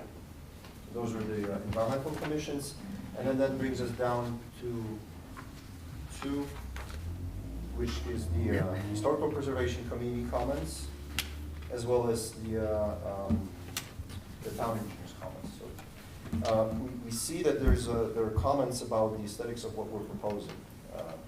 So there's references to the design guidelines for the city of Summit. And certainly the owner's aspiration is to create a little more unique house. And that's why we're proposing for our addition, which is primarily facing south and not visible to anyone, to be looking a little bit more modern. That's what the owner's after, and that's what we based our design on. There's only one portion of the building visible on Mountain Avenue. As we all know, it's 45-mile-per-hour road. Nobody really can take even a glimpse passing by of how the house looks like. But the idea here behind this is also to not create a building facade that's going to feel like it's just too long and too massive. So by changing the material in the middle, and we're thinking that we're actually going to darken the materials, we're trying to tone down the center portion of the house so that the overall facade doesn't feel too long, too heavy, and too bulky. So Claire, put your HPC hat back on. If you were upstairs in the conference room reviewing these applications, what are they actually talking about? Is the choice of material? What's the HPC really getting at, you think? Yeah, I think it is choice of material, it's fenestration. They didn't really get into removing the bays, but certainly removing the dividers in a neighborhood of colonial houses is not going to make them happy. I've had enough problems visualizing this that I'm not sure. Is it kind of But- it's the inconsistency in a sense? It's of the aesthetic? inconsistency, and it's also, this is a neighborhood of colonial houses. It's out of character. I mean, this is a town of colonial houses for the most part, with some Tudors thrown in to mix it up, so. Let me be your devil's advocate though, real quick, because I know you will Yeah. know what I'm talking about when I mention this. There is a street down the street from this street, I believe, that connects to New Providence, right? We all use it as a shortcut to get across. That is, I would say, unconventional. That has all sorts of styles of houses, right? There are modern houses, there are colonials, and I'm not, it's just a whole, it's a variety of homes. And I don't know if it's Summit or if it's New Providence, but I believe it might be a little bit of both. But it is very near to where this home is now. It's not exactly where this is, but there is a portion of town that has, I would call it artistic freedom from previous designers. 21st Eclectic. 21st century. You're gonna have to name names. I was looking it up on my phone, hold on. Hold on, blocking lot numbers Well, I now. was driving too fast, I was cutting through. So. I should slow down next time, you're right. Is it Oak Drive? If I'm allowed to pull up my phone, which I can during these meetings, but if you go one street past Division and then you make a right and you're heading towards New Providence, there's like a Well, little Division is triangle. the dividing line, so if you've gone past Division, you're in New Providence Oh, then despite the post then I office. can't reference it. Okay. But those maniacs over there are loud. Yeah. We're in Summit here, thank goodness. But there is something to be said for artistic freedom, and Fair enough. I think we are, not to say that we're on the outskirts of town, we're still on Druid Hill, and, not Druid Hill, Terminal Road and Mountain, so I wouldn't wanna hold back solely because we're not making every house a cookie cutter colonial. Well, I know, I we don't get to be the design police here. I did say to play devil's I advocate. get we don't get to be the So design I think police. that the question is, could These are design guidelines, if I'm They're- not they're mistaken. guidelines. They That's are, correct. they are guidelines, and we know that the city unfortunately has made the decision so far not to give Historic Preservation Commission any teeth. That's a house from 1950s, I believe. Mhm. There's really nothing special, other than front facades, which were very respectful. You could start a trend. Who knows? You could be the first house, and everyone could just catch Mhm. on.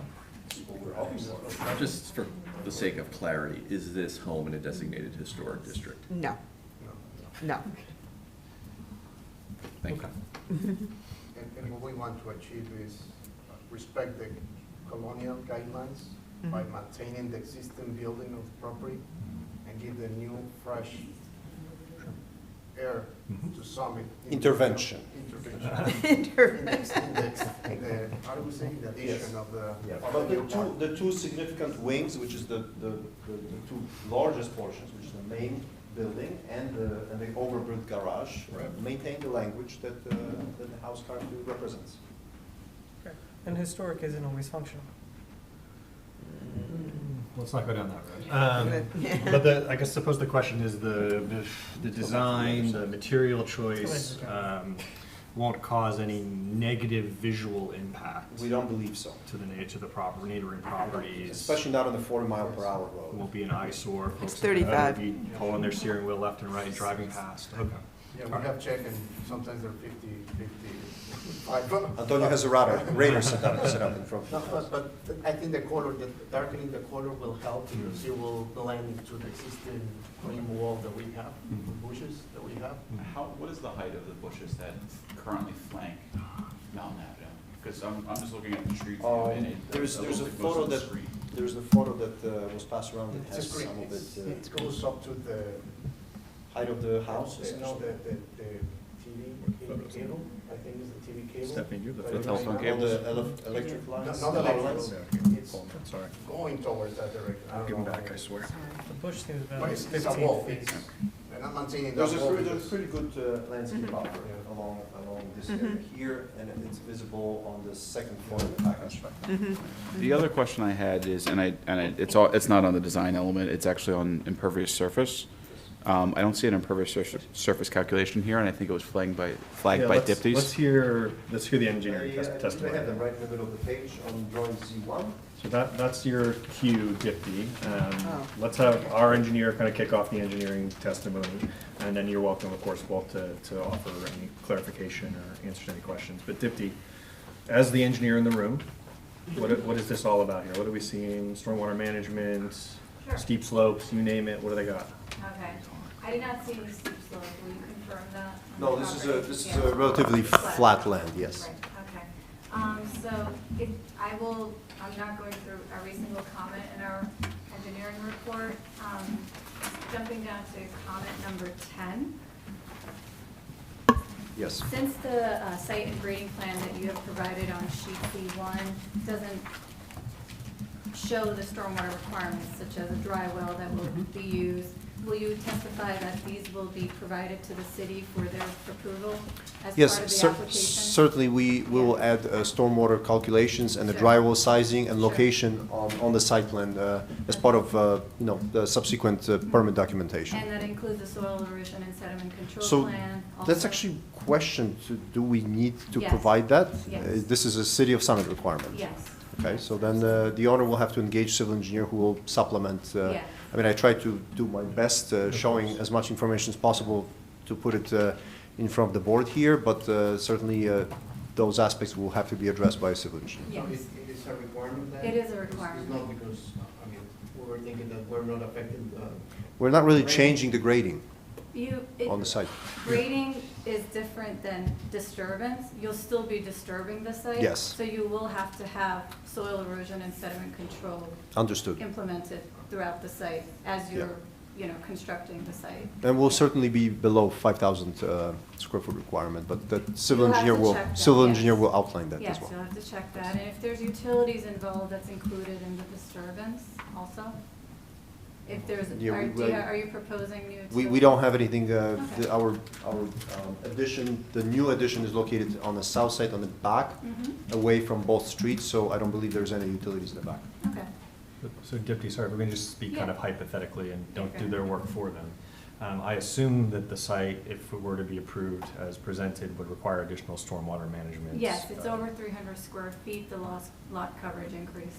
I mean, So that you it- will have to add in dry wells or like a stormwater chamber. So just What is the from- rainfall rate?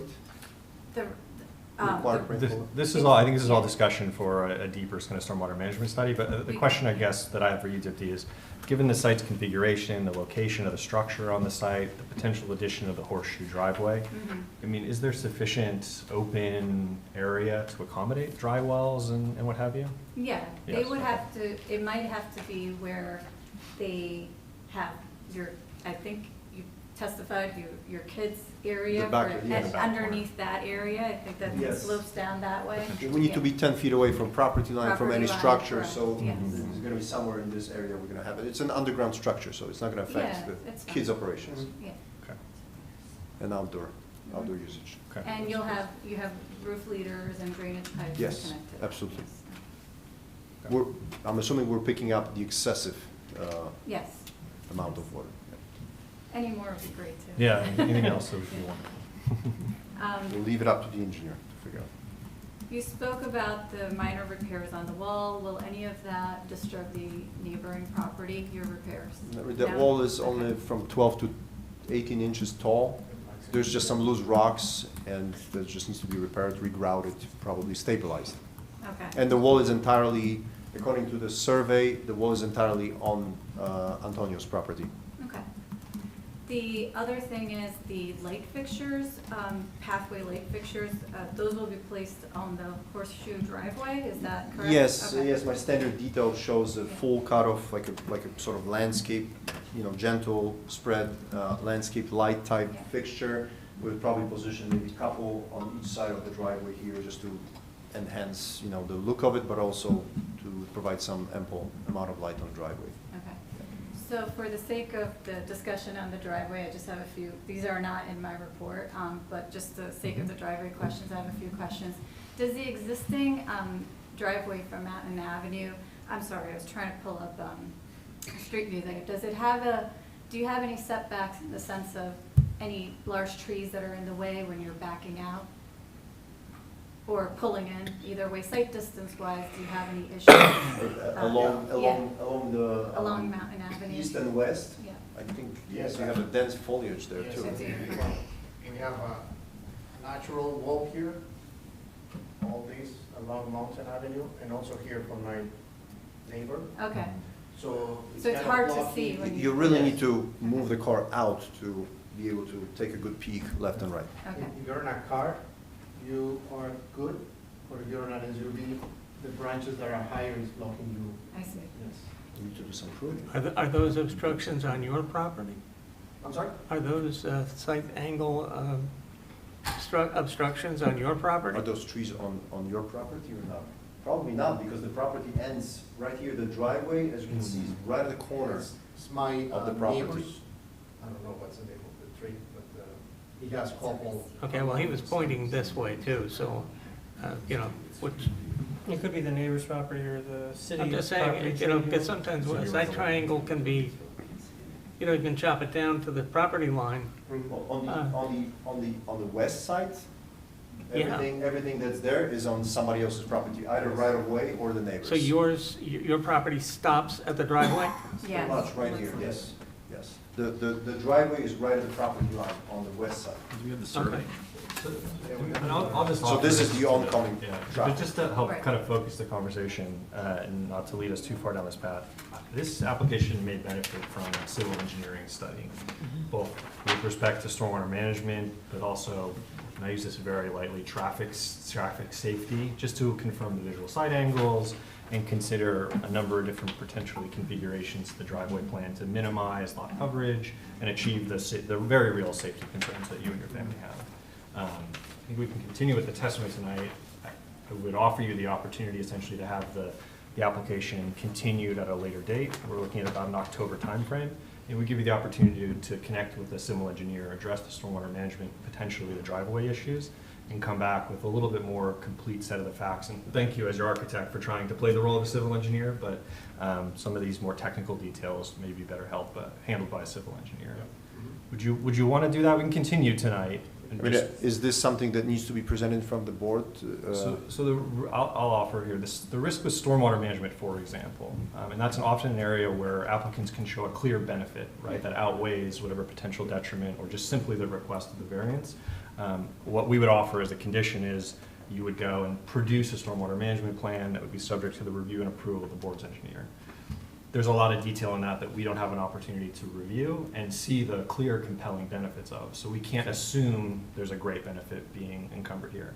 And then with respect to the driveways, there's a lot of details here that I think fairly hasn't been captured. I mean, we appreciate the anecdotal kind of evidence that you've offered from living in the home, which is valuable. But it may be helpful to confirm those site angles, for example, and to examine some potential other reconfigurations that balance the lot coverage issues with the safety concerns that you've raised here. The impervious coverage, correct? The impervious coverage, yes, that's right. So it's up to you. We can continue certainly tonight. We could potentially vote. I don't speak for the board with respect to the votes, but I think that's a valuable. Sorry, take the one out of everyone's sales, but it's worth getting a similar deer. So.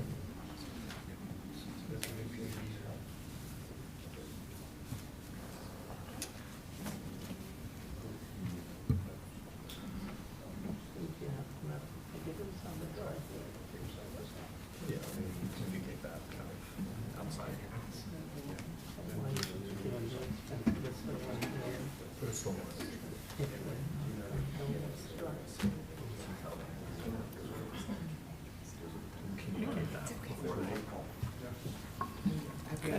Would you be amenable to potentially continuing this discussion at a later date?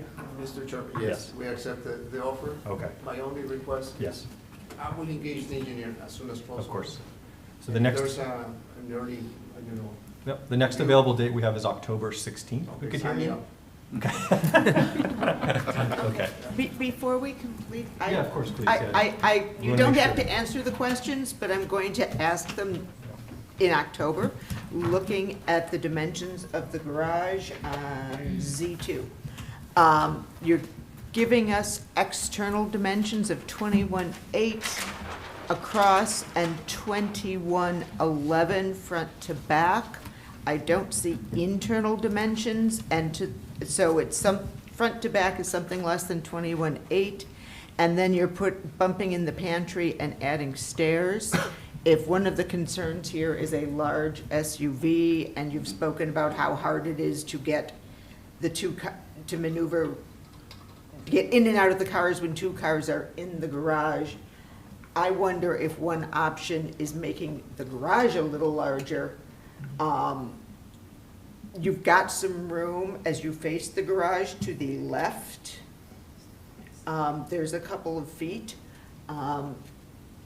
That if that isn't something worth taking a look at, that if the cars could stay in the garage, you're better able to back up and do the K-turn The reason why we didn't propose that is because the outer dimension is 22 feet. Without the little pantry projection, we have almost 20 feet. Any SUV will fit on this side of the garage. And that pantry is not on the same level. Well, yes, but the SUV may not fit under the pantry. That's right. The first floor is almost 4 feet higher than the garage floor.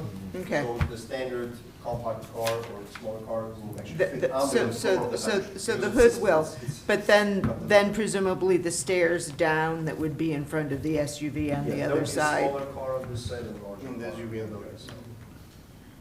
So then the SUV wouldn't fit under the pantry. No, the pantry is not It depends on the type of car, but the lengthwise, the hood, the SUV is 16 to 17 feet long. I have almost 20 feet, both. Perhaps an issue to fit a pickup consider truck for there. when you guys come back. Yes, that's something We'll I, would be make sure good. that we have a. But we understand the concern. Okay. Yes. 45, or the car forward, pantry will clear the We'll hood. figure it out. Yeah, okay. Some sort of practicality for future owners if. Now I they have should to ever- change the car now. Yeah, well, you know what, fine. so long as it doesn't take 3 years, your lease will be fine.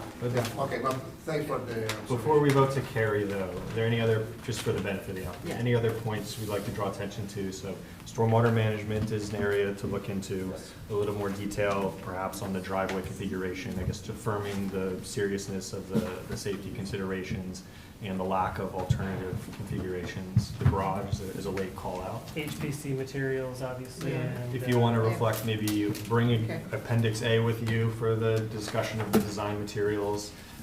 Just to address like favorability of. I think that's it. Anything else, Tom or Liz, you would want to see the applicants address? I think it might be wise to have, readdress the forester and have him take a look at the site plans, because I know that that's part of the engineering and probably a traffic study, but maybe they can give insight into the surrounding visibility from the other side of the driveway and the proposed side of the driveway, which might be beneficial to you to prove that there is a detriment to your current driveway. And we're not asking, for the record, we're not asking for a traffic study. We're not asking you for to- it. We're not It's more so a tree survey. A tree survey essentially to affirm the sight lines, what the restrictions are there and how they're potentially impinged by trees on neighboring properties, something that you couldn't control necessarily. Correct, there's nothing, right, there, on the record, there's no issue, but maybe there's, you can address what concerns there might be with the trees that are there now to help build your case, that there is a detriment to you needing to have this driveway placed. We'll task each year to looking at it. Thank you very much for your help on that. So we'll just ask you before you run, we're going to carry the case, we'll have a vote to that effect to October 16th, but we'll do it with no further notice, so you've already noticed your neighboring properties, there will be no further notice, and we're going to waive the time with which the board has to act. Is that acceptable? Okay, excellent, all right. So with that, we need a vote to carry the application So to moved. October 16th. Thank you, Joe. Do we have a second? Second. All right, sorry, Claire. Sorry, I was looking at Liz and hearing Claire. Voice vote, okay? Roll call. Roll call, please. All right, sorry. Correct. Vice Chairman Steiner, Yes. Ms. Newell, Yes. Mr. Gonzalez, Yes. Mr. Mullen, Yes. Ms. Toth, Yes. Mr. Feskins, Yes. Chairman Spur. Yes. Thank you. Motion carries. If you have any questions, you know where to find Stephanie. Okay, thank you. Thank you very much, Sean. All right, moving on next, what do we have next? We're going to Crest Acre Court. Okay, I'm recusing. Okay, Claire is recusing. Taking a break, or Okay, you want a it's break? up to you. Anybody want a break? Anybody want a break? You want a break? All right, let's take 5 minutes real quick. Anybody need a? Will Mr. Clark set up here, and then we'll re-adjourn for 9 Crest Acre Court.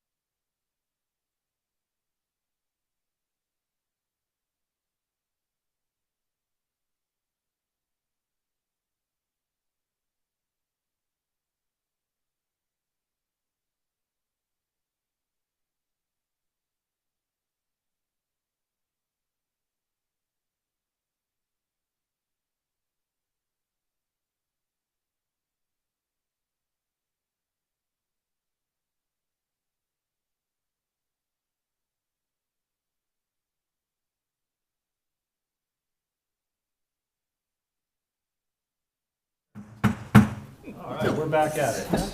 Let's hear 9 Crest Acre Court. Counsel on behalf of Michael and Caitlin Luke, and we'll just note for the record that Claire Toth has recused for this application.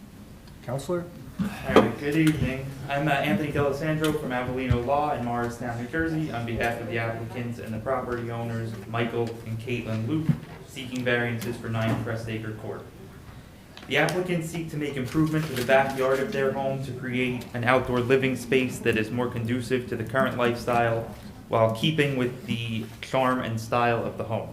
They also seek to add additional off-street parking to the lot in a way that fits with the lot size and shape and is not burdensome to neighbors. The proposed improvements are as follows. They want to remove and replace a small deck and staircase leading to a new terrace, modify the current paved driveway to an expanded and new paved driveway, and remove and replace current front and rear walkways and patio.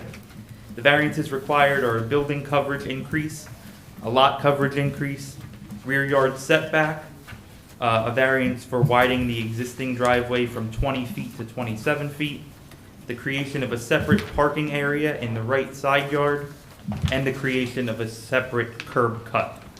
All will be designed to blend in with the home. It will be architecturally appropriate and set back appropriately from the street. The changes are creating an outdoor living space that is more conducive to modern day living while promoting a desirable visual environment. As mentioned, the changes will blend with the mass scale and architecture of the home. The property is already well screened from neighbors, and the applicants will be adding some additional screening, and the benefits of the deviation from the zoning plan outweigh any detriment to the zoning plan or to neighbors. There are no adverse effects on adjoining properties or the city, and there will be no damage that would cause substantial detriment to the public good. In fact, the proposed driveway will make the neighborhood safer by taking more parked cars off the street and onto the applicant's property. And the applicants will install a dry well that will not only deal with stormwater issues from the proposed changes, but will also make the current water buildup issue better. There is no detriment to the neighborhood character. The zoning plan and ordinances will not be substantially impaired. The yard improvement will not create undesirable noise, light, glare, odors, or other burdens to adjoining properties or the neighborhood, and the changes will not negatively impact surrounding property owners. I just want to take a few moments to discuss the hardships themselves here. First, the lot itself. The lot is very unique in size and shape. The house is disproportionately built on the lot, leaving very little rear yard and a much bigger left and front yard. And the lot is undersized for the zone. In fact, this board found that to be the case in an application in a resolution dated March 29, 2001. The other hardship itself is the street. The uniqueness of the street, the size and shape at this end of Crest Acre is a hardship for the applicants and the lot. It's exceptionally narrow, steep, it contains a very tight bend. It's unsafe even driving with the utmost caution. The tight bend makes it difficult to see down the road, and parked cars on the street only add to the dangerousness. It's not uncommon for vehicles to speed down the road, especially those unfamiliar with the road, so it's very ripe for accidents. The applicants really only have one on-street parking spot, but that parking spot makes it burdensome for surrounding property owners and adds to the danger coming around the bend, especially at night. If someone parks in that spot, it makes it increasingly difficult for larger vehicles to get down to the end of the street and to ultimately turn around if they find their way down there. Cars are forced to either park in that one spot or further up the street, where then they have to walk down the dangerous part of Crest Acre. The applicants have immediate family that live nearby that include elderly parents and young children, and parking on the street poses a threat to the cars and themselves. The house on the property has 5 bedrooms, yet there are really only 2 off-street parking spots. Although the property has a 2-car garage, the garage was built when the average car size was much smaller. The garage is small, tight, and barely fits a small sedan. The applicants need more parking to support their number of bedrooms and their ever-evolving needs. Given the nature of the street, the applicants and their family can't use the dead-end part of their street for recreational activities that most other properties can at dead ends, such as skateboarding, rollerblading, playing with chalk, catch. The applicants plan to use their driveway for some of these activities for their children when cars are not parked on it. Finally, many neighbors in the area have undergone similar improvements. They're a lot bigger in lot size, so they have more space to have larger driveways capable of parking 4 to 6 cars on them. And those lots are more appropriately sized for the zone and have more space. So to sum, the property has substantial hardships, but we believe that we have submitted an application that improves the property's outdoor living space and the off-street parking while not negatively impacting surrounding property owners or the town. Now I'd like to turn it over to our expert, Andrew Clark, a professional engineer and land surveyor from ABC Surveys. Before we hear from Mr. Clark, any questions from the board for the applicant's attorney? The size of the garage, what are the dimensions?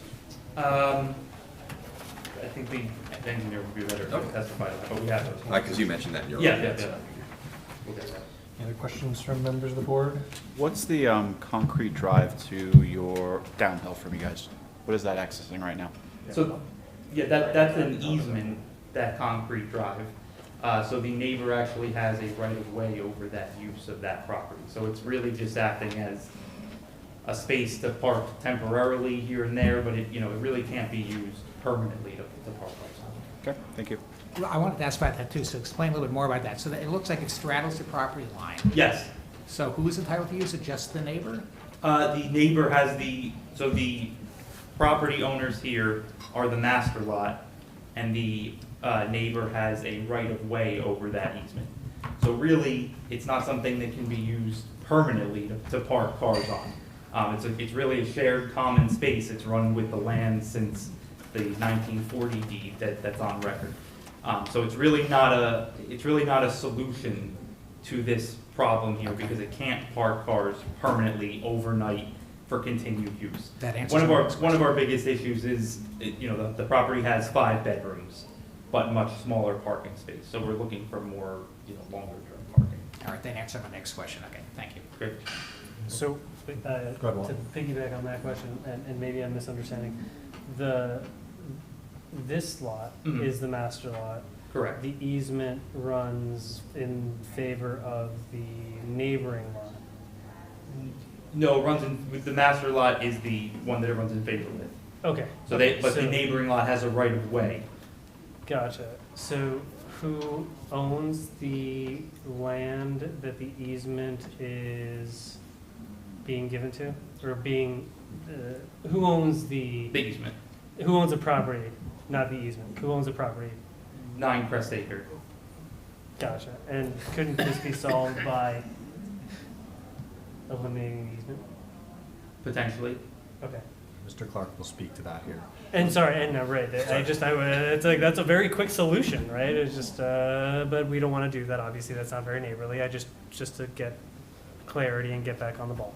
We're really looking for a way to expand the current driveway, to not have because that also is an area on the other side of the property that kind of just jets out, to nothing.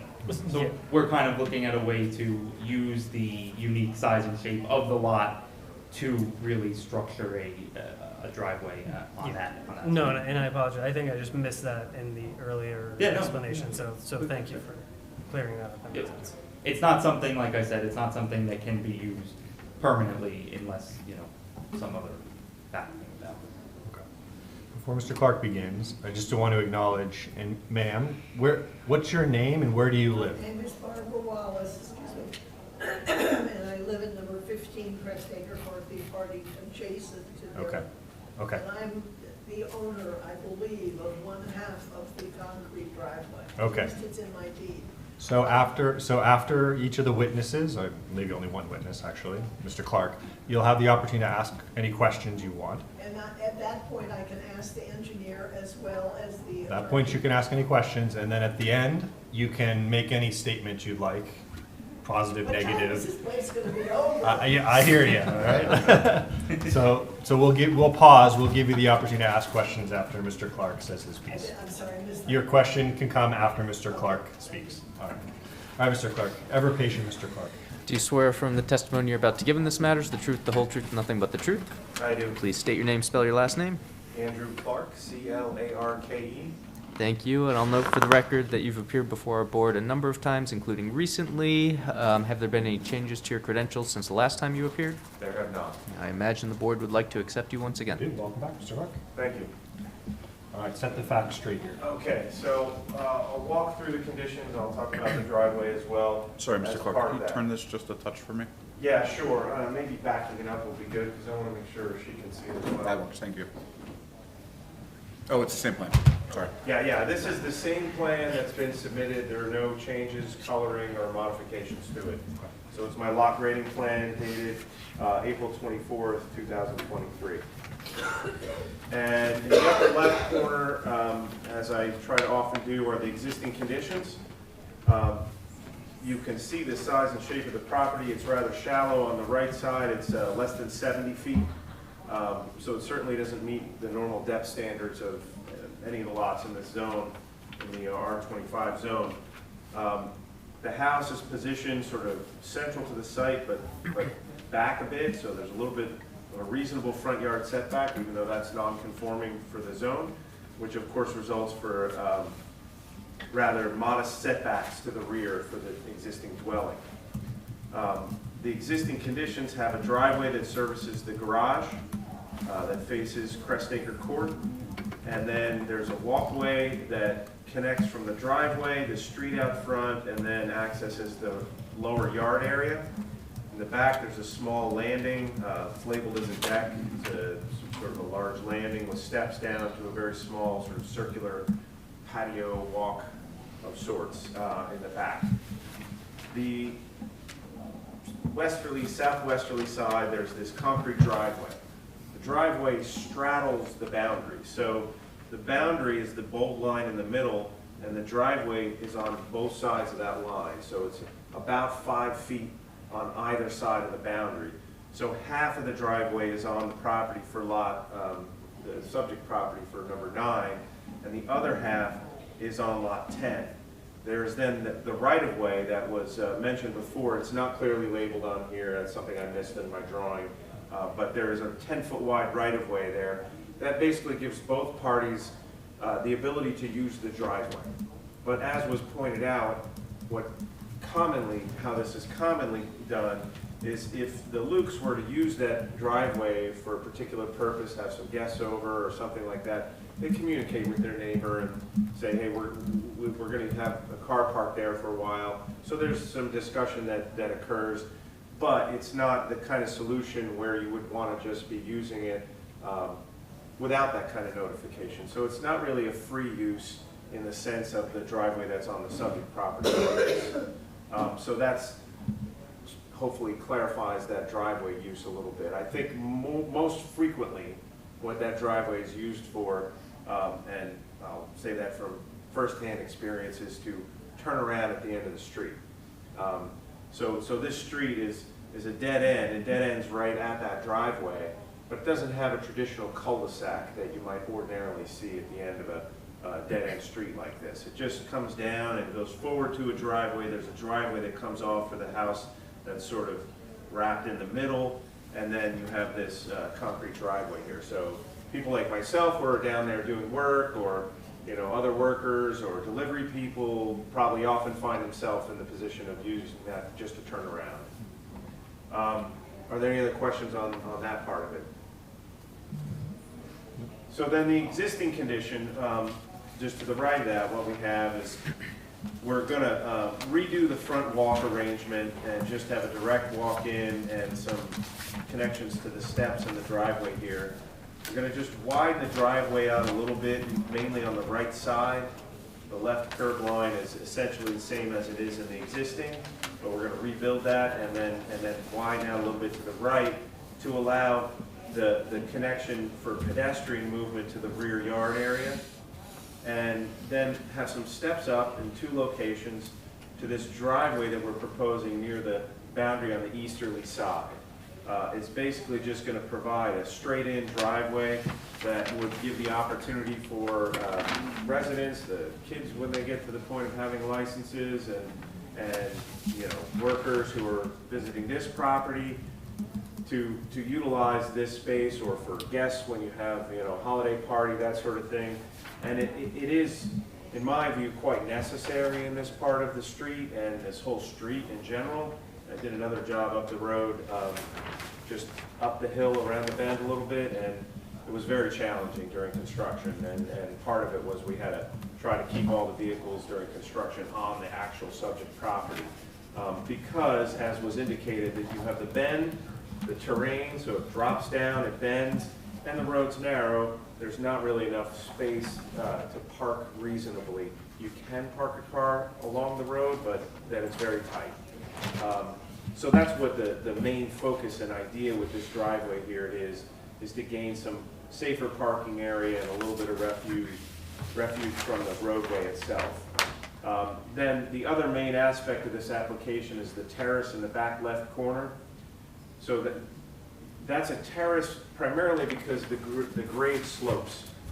So the whole site slopes from the street to this back corner, essentially. It comes down here and then down the back and here and to the back. So there's a pretty good pitch across the backyard. It's not a steep slope, but it's not flat. So in order to get a level, functional outdoor space, we're putting a wall around the downside mostly. It's about 3.5 feet at the highest point in the back corner, and then tapers back down to grade up here, and it's about 2.5 feet towards the front of the house. But that leveling of that with the walls creates a condition where that terrace is then considered building coverage. It qualifies the same as a deck in that regard, more than 12 inches of grade separation. So that becomes building coverage. The location, however, is such that for practical purposes, virtually no one will see it. You have the golf course in the back, which slopes up. So just past our fence, there's like a swale that runs on the golf course side, and then it slopes back up. I think the tee box is somewhere in here. And so you have occasional passersby with the golf course that might see it, but I think the intent is to fill some landscaping in there and get a little privacy from that effect as well. We also intend to put some landscaping at the end of the driveway, and then along the uphill neighbor on lot 8, there's already a pretty healthy buffer that's there between this location and the neighboring driveway. Every effort will be made to maintain that buffer. To the extent that there's any damage that might occur, that would be supplemented and reconstituted to make sure that there's adequate buffering that is maintained or enhanced along that side as well. With regards to stormwater management, as we are increasing the lot coverage and seeking a lot coverage variance, what we're proposing here is along the downside, the bottom side of the wall at the back end of the driveway, and the driveway basically pitches straight back. At the downside of that wall, all the way, we're going to extend it all the way across, and then the downside of the wall that surrounds the terrace, we're going to put what I've been using a lot lately, this infiltration drain. It's basically a drain that is a perforated 6-inch pipe in a trench that's excavated, and then at the surface you put like a river rock or a decorative stone. It's about 16 inches wide, so it acts as a passive drain. I like it a lot because it allows you to cover sort of more linear areas, and like this where we have the terrace that's, you know, got a long dimension to it, it'll catch the water. Anything that passes the wall, it'll catch that passively, and it requires very little maintenance. So that drain is going to collect any surface runoff from the new impervious surfaces, and we're going to clean out the trench drain that's in front of the garage and tie that into it as well, and then position the dry well on the downhill side of all that to manage all that runoff. So to put numbers to it, we're increasing the lot coverage about 1,500 square feet, just shy of 1,500 square feet, and what we're going to end up managing by including this driveway in that management area is about 2,000 square feet. So we're going to go, you know, a little above and beyond what would be technically required, but as a practical matter, I think it's appropriate and necessary to do that in this case, not only for supporting the application, but also for the benefit of the Lukes and their, on-site management of that stormwater. There was a comment about the position of the dry well and that we should be 10 feet off the line. I always strive to do that, but I also don't want to move the dry well uphill in this location. We may be able to pull it a bit closer to the wall, and we'll try to do that, but there's a chance it may not quite get to the 10 feet that's required from the boundary setback. So I just wanted to point that out while I'm talking about the stormwater. So that sort of covers the overall application. I can field any questions in particular you may have right now before going on to the memos and comments. Yeah, we'll go ahead, Wally, if you got a question. Yeah, is the property that is behind the homeowner's property a golf course? Yes, yes. So when we're talking about the setback with the dry well, it's not so much an inconvenience to like a private homeowner, it would be to, Yeah, don't know what golf so courses the back there setback from either a dwelling or a structure or the boundary is usually centered around the idea that you're managing water in the ground, and you'll have sort of lateral movement that occurs below the ground. So what you don't want is to have some possible influence on a neighboring property or infrastructure that's adjoining it from that subterranean water movement.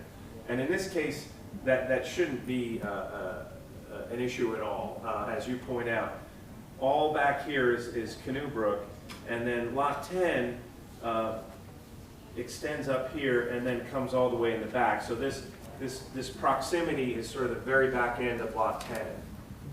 So it shouldn't pose any kind of a problem or an issue in that regards. Right, and so I bring it up for two reasons. Mm-hmm. One, because it's interesting that the property that it would affect would be the golf course. So, I mean, I would never ask you to go and like talk to the golf course and see if you can have setbacks be changed or like encroach on the golf course. But we have touched before on, instead of doing just dry wells in conjunction with like rain gardens. And I know that you mentioned what you've been using recently. So when we get into discussions, if you want to chime in, Dipti, and talk about whether this is like an appropriate time to use a rain garden, or if maybe it's just like foolish because the golf course has their own Well, I would say greens it's foolish, managers but that- rain gardens have their own challenges associated with them. Primarily, it's land area.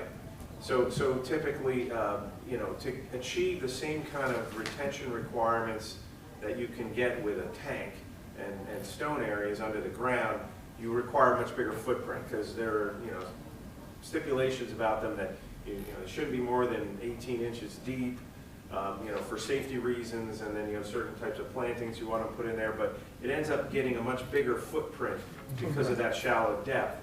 Not that we would be opposed to considering that, but it would probably be supplemental to, not in place of, a dry well tank in this case. Right, and even here it would be a And part of bizarre our challenge is situation. land area on this property. Okay. But yeah, maybe Mr. Clark, if you can address some of the comments, particularly in the engineer's letter, would be helpful, and if you Sure. can fill in as necessary. Sure. Just one question. Mhm. I had asked about the dimensions of the garage previously. Yeah, I was looking at that. I scaled it earlier because I was looking at it too. And I was actually questioning, is it even a two-car garage when I was looking at the dimensions preparing this afternoon. I think it's about 21 feet wide. It's like 21 and change, the width of it. I'm not sure what the depth dimension is. Okay, because that would be That's helpful. the outside dimension. Yeah, that would be helpful, and, because you're obviously talking about a hardship here, so I want to understand the full extent of it.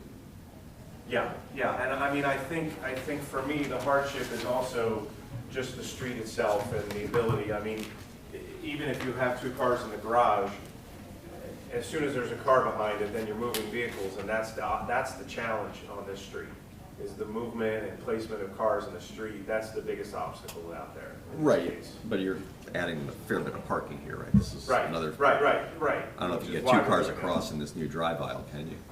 Or is it just going to be a single car What? tandem park? Well, you can fit, there's enough width to put two cars side by side there So in this what are driveway. you looking at, like 8 cars that you could park in there? Well, you have 3, I mean, if you can get 2 cars into there, then you would have 2, 4, 5, 6, 7. Okay. Sorry, what are the, That way. But I think part of the point is that you would, if you're parking in there, you probably would prefer to have the vehicle, a third vehicle, if you have it, in this auxiliary parking area, so that you have free access to move in and out. Right, I'm just sort of thinking about, you guys are way over on lot coverage right now. And, we always strive to minimize the variance, taking No, I into account understand. the hardship. I understand completely. I'm trying to gauge all that. I understand. Yeah, I unfortunately don't have the exact dimensions of the garage, but I probably get those. Is part of the lot coverage, this is a weird question, because we're keeping the rock garden, it's not a rock garden, the water mitigation where the driveway kind of is now on the left side of the house, with which I guess is like impervious coverage that you were talking about What's before. that, over here? Yeah. Does that fall into? No, this is a temporary measure. So the stone driveway, that's basically construction access. Right. And for soil erosion purposes, in order to get certified for soil erosion, you have to show a temporary driveway that controls mud movement on and off of the property. So that's what that is. So that's not a And number that was that one doesn't of get Dippy's factored in. questions was, what was gonna happen with that area. When it's done, it'll be fully restored to lawn and landscaped area. Gotcha. So it doesn't contribute. It doesn't lot contribute to the coverage, total answer your number. fundamental question. Thank you. Jay, another question? Sorry, I see your Yeah. brow furrowed. the expansion of the existing driveway, what's the desire and the support to justify that expansion? Well, I think the left side, it's more or less where it is now. We're just gonna put a new curve in there. And what we're doing is adding about 5 feet on the right side to line up with the wall. And then it has a more contiguous access to the sidewalk and the stepping stones that go to the backyard. So you're not parking a car over that 5 feet. It's more of an access and sort of functional design. Or did the applicant ever think about reducing the size to start mitigating some of this? I mean, you said the existing curb, but with the amount of work that you're proposing to do, you're repaving this driveway anyways. Why wouldn't you potentially shrink that to offset the other expansion? Yeah, I mean, look, we can look at that if we're trying to gain back some of the. I'm not suggesting impervious. the upside. I was actually suggesting potentially the left side. If you're looking at adding an area for like a basketball court or something like that, So bring it's just an curb example. line in, you're saying? It's just an example of trying to minimize the impervious surface, the lot coverage. Yeah, right. No, I understand. No, we hadn't really talked about that. I think we were just more of a replacement in kind with the curb line with there, but, Okay. that could be a consideration for sure, in line with trying to reduce the coverage. And then one last question, based on this landscape concept that was drawn, the back right-hand side of the finished area, what is the surface going to be? Here? No, inside, down the steps from the parking, from there going towards the stairs that go down to the terrace. What is the material of that area? If you look at the concept plan that was provided in our package, Yeah. it's essentially the seating area. Yeah, I mean, I think they were considering pea gravel, something that's porous, that could be still utilized for a seating area or Okay. putting a table out there. It's Can I speak? I'm sorry, to answer that question. We'll swear you in. If you could come up to the mic. Yeah. Do you swear or affirm the testimony you're about to give in this matter is the truth, the whole truth, and nothing but the truth? Yes. And please state your name, spell your last name. Michael Luke, L-U-K-E. Thank you. I actually just talked to the landscape design yesterday about it and asked him that question. And it's true, the reason why is because it's a weird, nowhere near flat surface. So there'd be no other surface to really, I think right now it's, that's what it is right now, and then there's some, what is it? What other than, the mulch, a lot of mulch right now.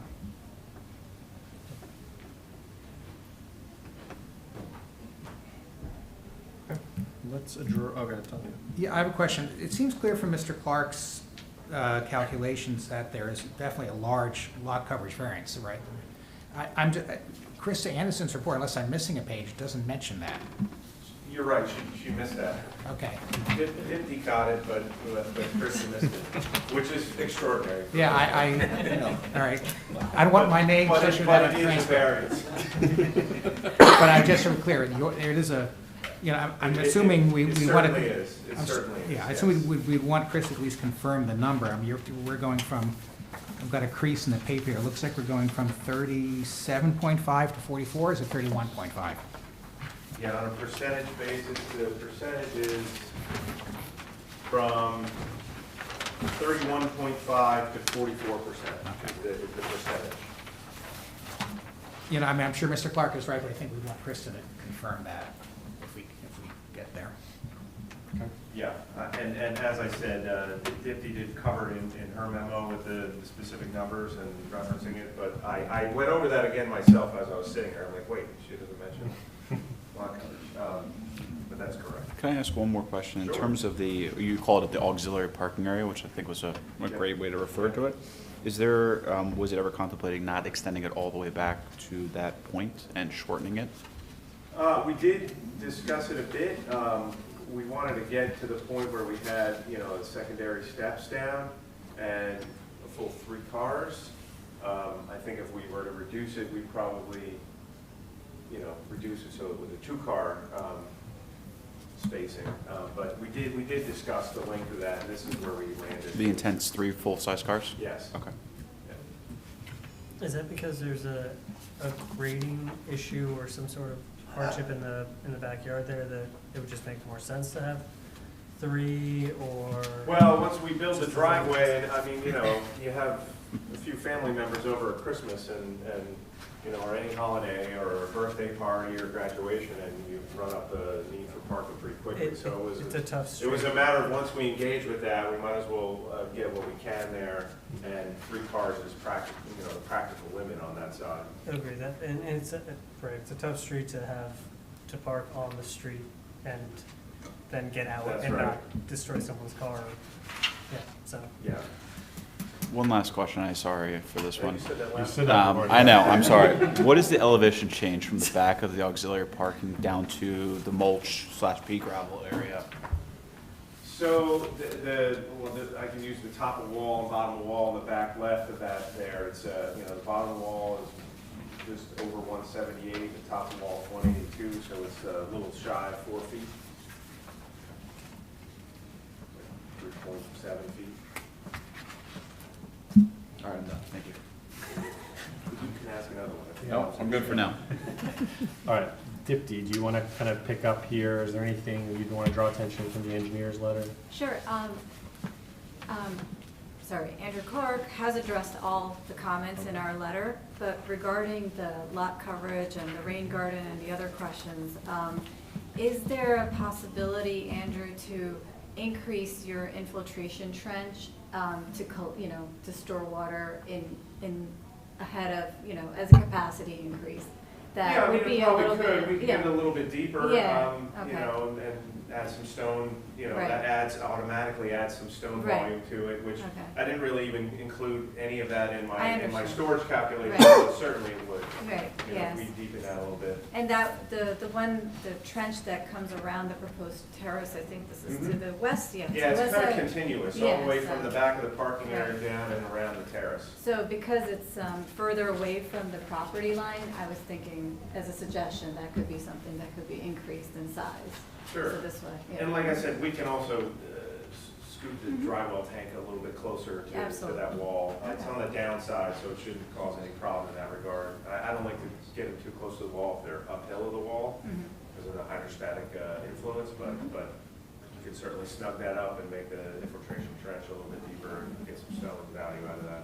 Okay, all And right. just for the sake of the resolution, snugging things up, is there some more exact language we Move the can drywall do? as close as possible to the wall and away from the boundary. And then the extended I'm just not sure we'll get infiltration. the full 10 feet.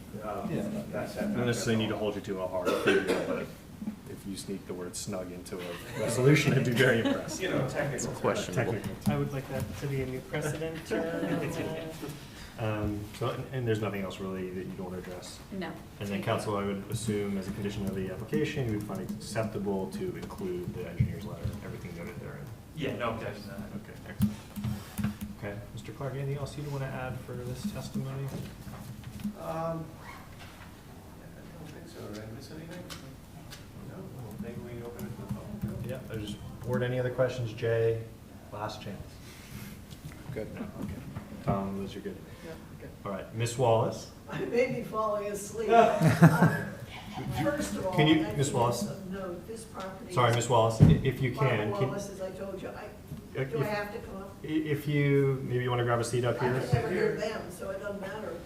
We want to make sure that your comments get captured on the audio. You can grab a seat here. We just want to make sure the microphone. Thank you for working with us here.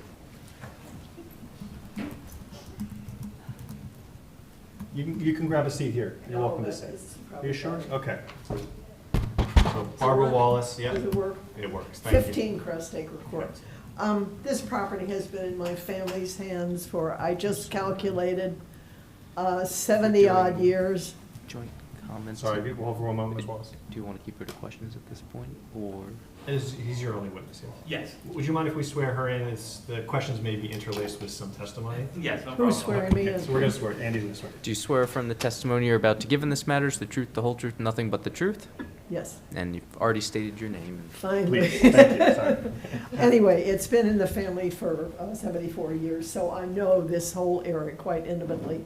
My main concern, which has evolved over the years, and I have my photo to show you, is the storm drainage. It comes down the concrete driveway or whatever. There are two storm, whatever you call the sewers, and it floods this area. I don't know whether this, and I don't necessarily know whether they've taken this into consideration, because I don't know your photos are adequate. This is a very hilly piece of property that the Lukes have. And I'm not quite sure what this dry well, where it's gonna get the water from. Is it going to get them from the new driveway? Is it going to get them from the little bit of land along the golf course? Do you want to pause there and will Mr. Clark answer that question? So, Mr. Clark, what will Where do you, the tank not have? that you're God, but where do you think the water will be coming from?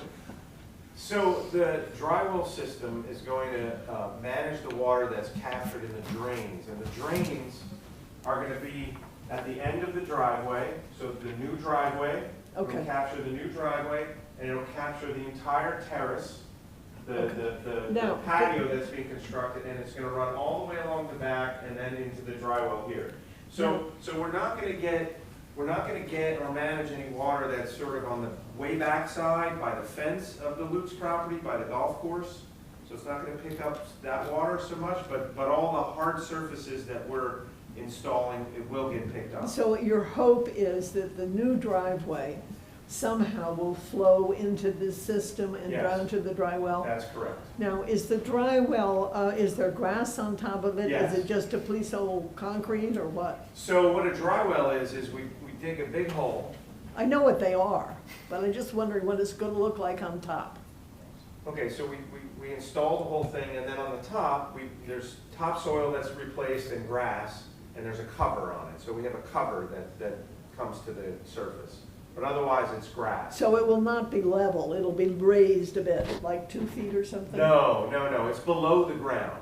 I know the system is below the It's ground. below the ground. It's below the ground, and then we just have a manhole cover that's come level with the ground. Okay, So it doesn't protrude up, it's level with the ground, and then it's just grass over it. So in other words, your proposal is that most of the water from the new driveway in the back of the property will go into this Yes. system. Now, where this new driveway is, the city repaved about 2 years ago. There's a storm sewer right there.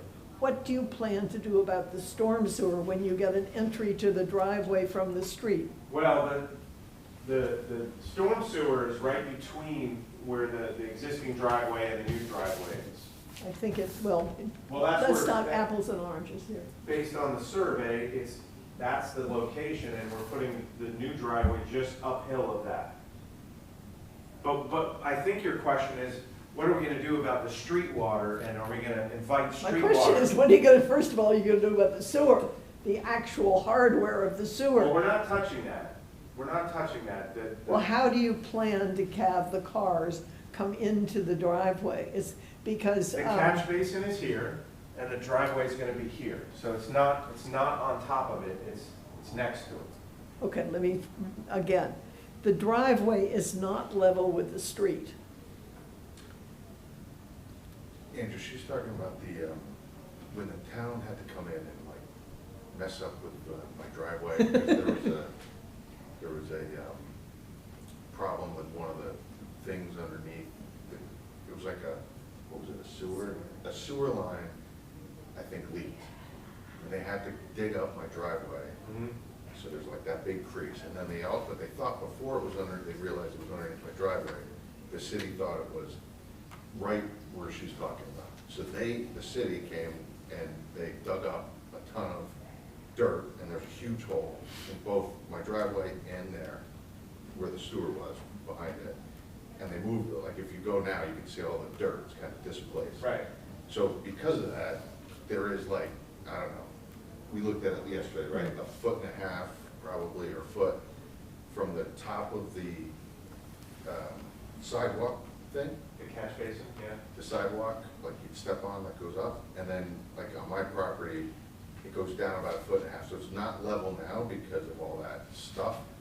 So I think you're asking, are we gonna level it so that it drives? It's curved right now. We're in front of the new driveway, and you're gonna build it up. In other words, Yes. we're gonna get a Yes. runoff from there. Yes, no. You won't. We're not gonna make more water go in the street. Whatever's in the street is what's gonna be there, but we're gonna regrade and restore the area that's behind that. The difference is you're going to pave it. Right now it's earth, so it's absorbing the water.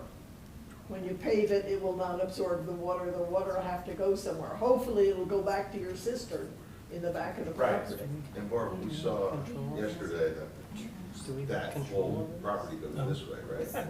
It does go down where he's saying that the thing will. Yeah, right where this driveway is, it all goes down that way.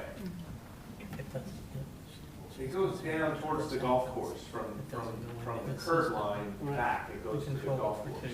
Let me just see if I may, my rester. Okay, God forbid there's stormwater. How do you plan to remedy it besides the system? Well, what customarily happens at board applications like this is that the board typically retains jurisdiction over stormwater for a period of, I think, 2 years normally. 2 years. So if, once the construction is done, and it turns out that there's a problem that's happened because of stormwater, and that my plan has failed, then the board has jurisdiction over. And you would ask Mr. Luke to fix it? Yes. Yes, so, yes. Thank you. So Okay. do you, Mr. Dussander, do you see any reason? I'm sorry? What, I'm asking the counselor a question here. Do you have any reason why we shouldn't condition the application on a 2-year stormwater jurisdiction for the board? No. No that's concern? fine. Okay, No problem at all. excellent. But yes, so if you were, to Mr. Clark's point, if you were to observe a negative condition beyond what is anticipated in this plan, and you should study the plan, I'm sure Mr. Clark would be happy to spend time with you on the site even to explain to you what the It's anticipated an effect is. addendum or something to the variance? It's or a condition whatever. of the variance, right? That Super. if you observe a negative condition, you could raise it to our attention, and we would bring Mr. Clark back here by the scruff of his neck, and Thank you. they can fix it. Do you need to get a grading permit for this temporary car park thing? Down the Well, concrete area? This right That here? thing, yeah. Yeah, so that's a requirement for soil erosion certification. So there's the soil erosion district doesn't want soil leaving the property. And so part of that is they want a temporary driveway, so if there's a truck that comes in, they want to make sure it's not tracking mud on the street. So that's what that does, and that's what it's for. Okay. And so it's temporary, so it's all part of the grading permit and the grading plan. And that would be for the duration of whatever the work they're doing on the total piece of property or just the back end? Well, I imagine it's all gonna get done simultaneously, We don't know. But it's mainly for, the back end, and in practice, it might not be that big. I don't know. Now, No, I'm just trying to figure Yeah. out what's gonna No, it's- happen in the it's for future. It's Okay. for that period of construction until the project is finished. Wait a minute, I'm just about finished. Oh, that's all right.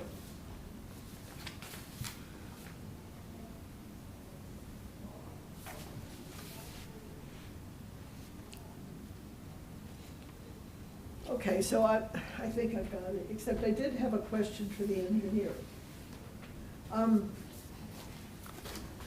This disturbance about the steep slopes, could you explain that for me? Okay, steep slopes are greater than 15% on any given property. So can you hear me? No, but these things are working, both, sorry, go ahead. The steep slopes on any property are steep slopes greater than 15% or greater. Okay, On this property, and I will make sure Andrew Clark agrees with me, we do not have any steep slopes, correct? That's correct. Yes, no disturbance to not? any steep slopes. it does. Believe it or not, it Yeah. does not. It's just basically a hill with a little bit of flat land. That's what we got. You didn't create it, I don't blame you. No, I didn't create it. I think that's it. The main thing is, if there is, here is the great picture of what happens to my property when it floods. Thank you. Any objection, council? No, no objection. Thank you. But yeah,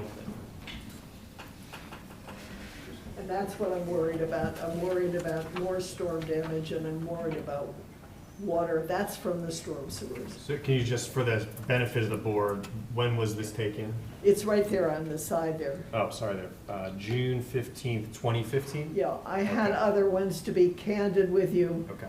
They were so depressing, I took them off. Okay. But is this a? This is happens, a this typi- happened, what, a month ago? So I can explain briefly Okay. that what Ms. Wallace experiences Yes, is the runoff from the roadway itself. right. So there's a pair of catch basins in front of our property, and then there's another one down on that concrete driveway. So these basins come down the manhole to the catch basin, and then the catch basin has a pipe that feeds out and just discharges onto Ms. Wallace's property in the back. So all the street water comes down to there and then just flows onto her property. That's what she experiences. Okay.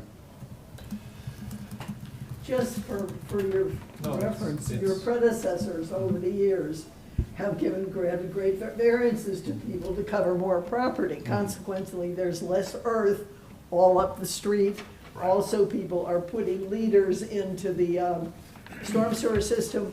So going back to my youth, which I did have, we never had that drainage problem. Sure. I always felt. And it's you know, you can't swim in it, it's sort of sewer water, well, Right. whatever. And the city sometimes works with it and some, but there are consecutive holding tanks that ultimately, in my mind, are the city's responsibility. Right.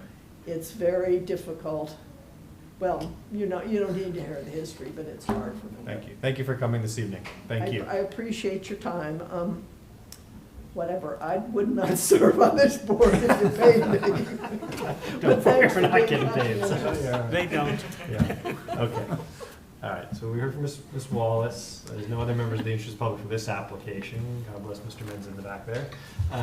Mr. Clark, anything else you'd like to say with respect to engineering testimony? I think it's covered. Okay, so we've captured a condition to accept the engineering report and also to include stormwater jurisdiction for a period of 2 years. Anything else you want to add? Just the dry well to be moved closer And the dry well to as be, much as possible. you say snugged up or whatever it was, Snugged. yeah. And that's be as close as possible to the wall, correct? Yes. Okay. And then there was additional language about deepening, widening, the infiltration I'd tank? call it enhancing Enhancing. the infiltration trench to provide a little more storage. Additional storage, okay. Okay, Andy's got all that, which is excellent. I believe Mr. Clark is your only expert witness. Yep. Okay. So anything you'd like to say in conclusion? The only thing I just want to say in conclusion is that, I understand that it's a large increase in lot coverage and building coverage, but the applicants really weighed the hardships that they have on their property from the lot size and shape, with, with the street as well, and also in the fact of doing this, doing this project already, and, maximizing the lot coverage to the best of their abilities. So thank you for your time. Okay. Ms. Wallace, Sorry, please, what do you have? further question. Yeah. Are they planning to do these projects simultaneously, and how soon, if you get the variance, will they start? Sure, so if it's, I'll answer the back half of that question. If we were to accept the application this evening, it would take at least 30 days for us to approve, formally approve it, and then it needs to go through the permitting process. So Mr. Clark, in your years of experience, when would you potentially first break ground on this? 60 days? Yeah, I mean, engineering is quicker than zoning, and building, but. I'll take that personally, okay. go ahead. So probably, from the time the resolution's granted, we could probably get a permit within 30 days for engineering. It's So primarily- October, maybe, Yeah. maybe? Okay, how about simultaneously or independent of each other, these projects? Yeah, so, I talked to the guy yesterday, because, you asked me that, and his view was there'd be, make a lot of sense to do it all together. And they couldn't start till October at the earliest anyway, and then they had the same estimate you had, so, October, November would be the earliest, and I think it would depend on the winter and all that, so I don't know. And how long? I don't know exactly. I don't know, do you know what I mean? Yeah, I So mean, in other words, It's a patio and a driveway. It might actually be canceled, held back because of the cold weather, possibly, you know? possibly. Although, anything prior to the end of the year, usually they can get it done. Sounds like a neighborhood discussion. So Ms. Wallace, this is a great question over maybe a cup of coffee and a Philly fluff or something to go and discuss. But it sounds like the Lukes are gaining some perspective on what their contractors can accommodate. So for you to know is if we were. I just wanted in on the record, Yeah, that's all. no, of course, and beyond, once it leaves essentially this austere body here, it's in the hands of the permitting authorities, the construction office, and what have you, the civil engineer of the city, to go and decide those things. And then you're gonna coordinate with Mr. Clark and the Lukes, obviously, about any impact on your property. And if, for whatever reasons, there are cars parked, disruption to stormwater management, noise, whatever it might be, go to the city. They'll help, of course, help you. Please. Stephanie is a resource for you as well, but these seem like good neighbors to you, so I think they'll take good care of you. Communicate. Good. Okay. Keep talking. That's the lesson involved. All right. Who would like to begin the deliberations then? We have two conditions, engineer's letter, Three conditions. Compliance with the conditions noted in the board engineer's memorandum is number one. Two is the applicants will attempt to relocate the proposed dry well as close to the wall as possible and enhance the infiltration trench to provide more storage. And the third is that the board will retain drainage jurisdiction for a period of 2 years after completion of the improvements. Who would like to begin deliberations? Tom? Yeah, I guess I'll go first. I'm very familiar with this block. I spent a lot of time in and around this block over the last 30 years. So I know the unique issues navigating through there. It's very difficult. And even looking at it today, there were trucks parked here, parked there. It was very hard to get down there. So I know all those hardship-related issues. I have very mixed feelings about some of the variances. The building and the rear yard setback coverage, rear yard setback, I think if it weren't for the fact that there was a golf course there, I think I'd probably be opposed to both of those variances. But the golf course there, no neighbor's gonna be impacted by it. The transient golfers walking by, not a negative impact. Widening the existing driveway, I think, is a good solution to increasing parking. I think, I would definitely support that. What I have a problem with is the large lot coverage variance, and with the combination of the garage spaces, the driveway spaces, and that, the 3 spaces stacked, not stacked, but, behind each other parking in that new driveway, that's 7 spaces. And I know there are other solutions on this block where people have put in, as Mrs. Wallace alluded to, I think that's what she was alluding to, a lot of solutions for off-street parking, which is covering a lot of land. I just think 7 is excessive. So, like I say, I'm in favor, because of the golf course, I can support most of this, but I'm really troubled by the extent of the lot coverage variance, and I think that's driving me towards wanting to vote against it at this point. David, how do you feel about this? I'm probably on the same page with Tom here.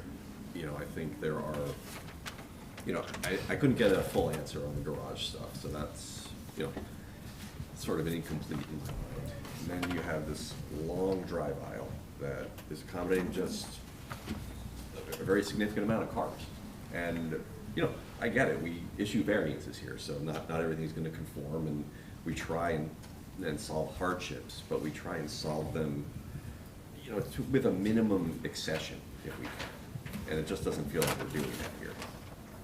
So, you know, I'd love to see a different plan that makes more of an effort to reduce the lot coverage. I think there are ways to do it. I think Jay was talking through some areas where you could, you know, narrow the existing driveway a little bit, put some grass down, maybe have a path instead of just pure asphalt, eliminate a space in the back, and then you're solving the problem without really exceeding by a significant margin.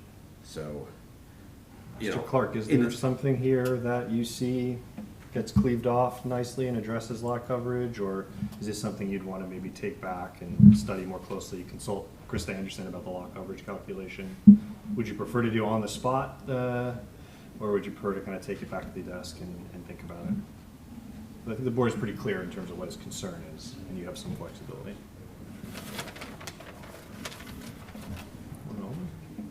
I'm good. Thank you. Okay.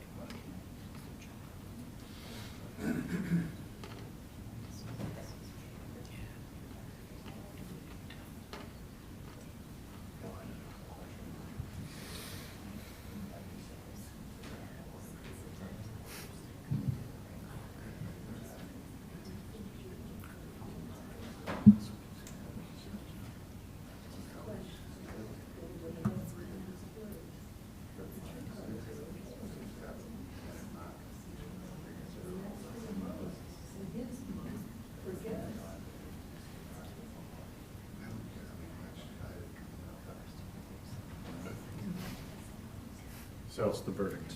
I would say that if it would be something that would get us there, although we don't have the numbers specifically, we look at reducing that driveway to 2 cars instead of 3. Okay. So knocking off, say, 15 feet of the driveway.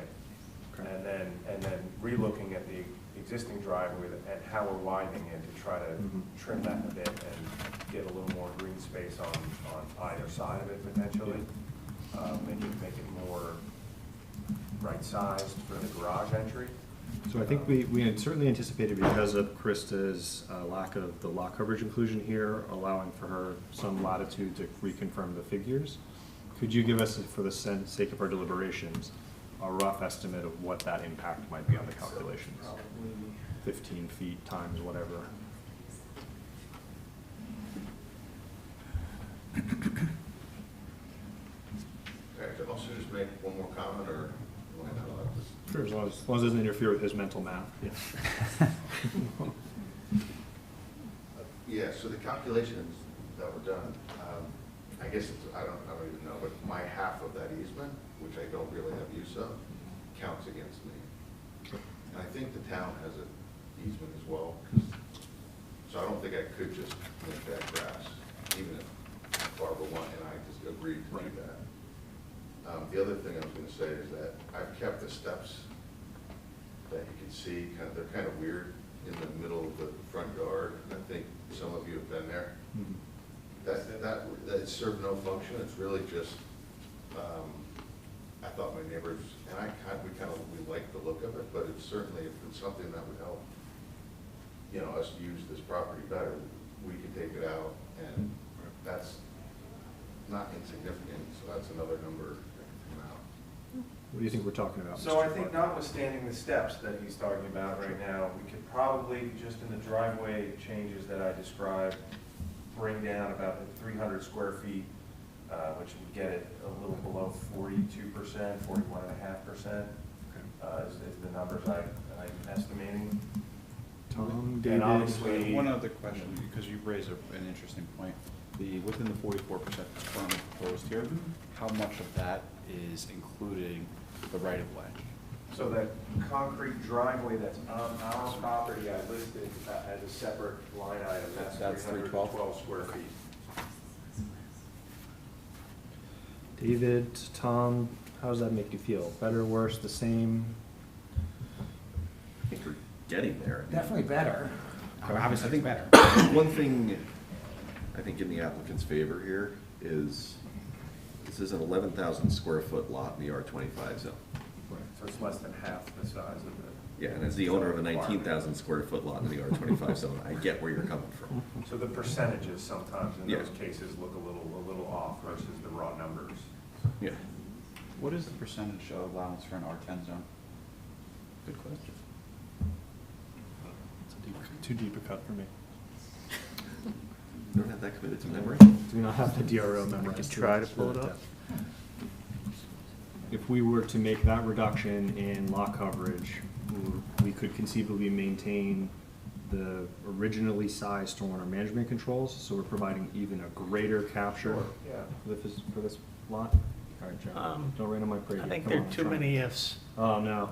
I Somebody think said it. it's, you know, there's too many ifs, and I think we need to, as much as we'd like to, as much as I'd like to finish this tonight, I don't think we're gonna get significant enough real numbers. And I think we need Krista's numbers, we need your numbers, we need to hear, and I think we need to postpone it. Just to answer the question, R10 zone, lot coverage maximum is 35%. So, and we've certainly approved stuff on the four handle in the R10 zone before. Yes. Low fours. Sort of torn, Joe. I hear you on postponing it, but we've sort of covered a lot of ground here, and I think we're getting to the right place. I would say. How do we guarantee that we wind up in the right place instead of a compromise that doesn't work out? And we go, how did we wind up with that? So what are we trying to accomplish, right? For the sake of deliberations, we're trying to control for what, the additional stormwater management impact? What are we actually trying to control for? Or just the number? They've made a lot of concessions. Right. Like, I totally agree. They've agreed to both take away from the amount that they proposed originally, you've agreed to extend your stormwater coverage.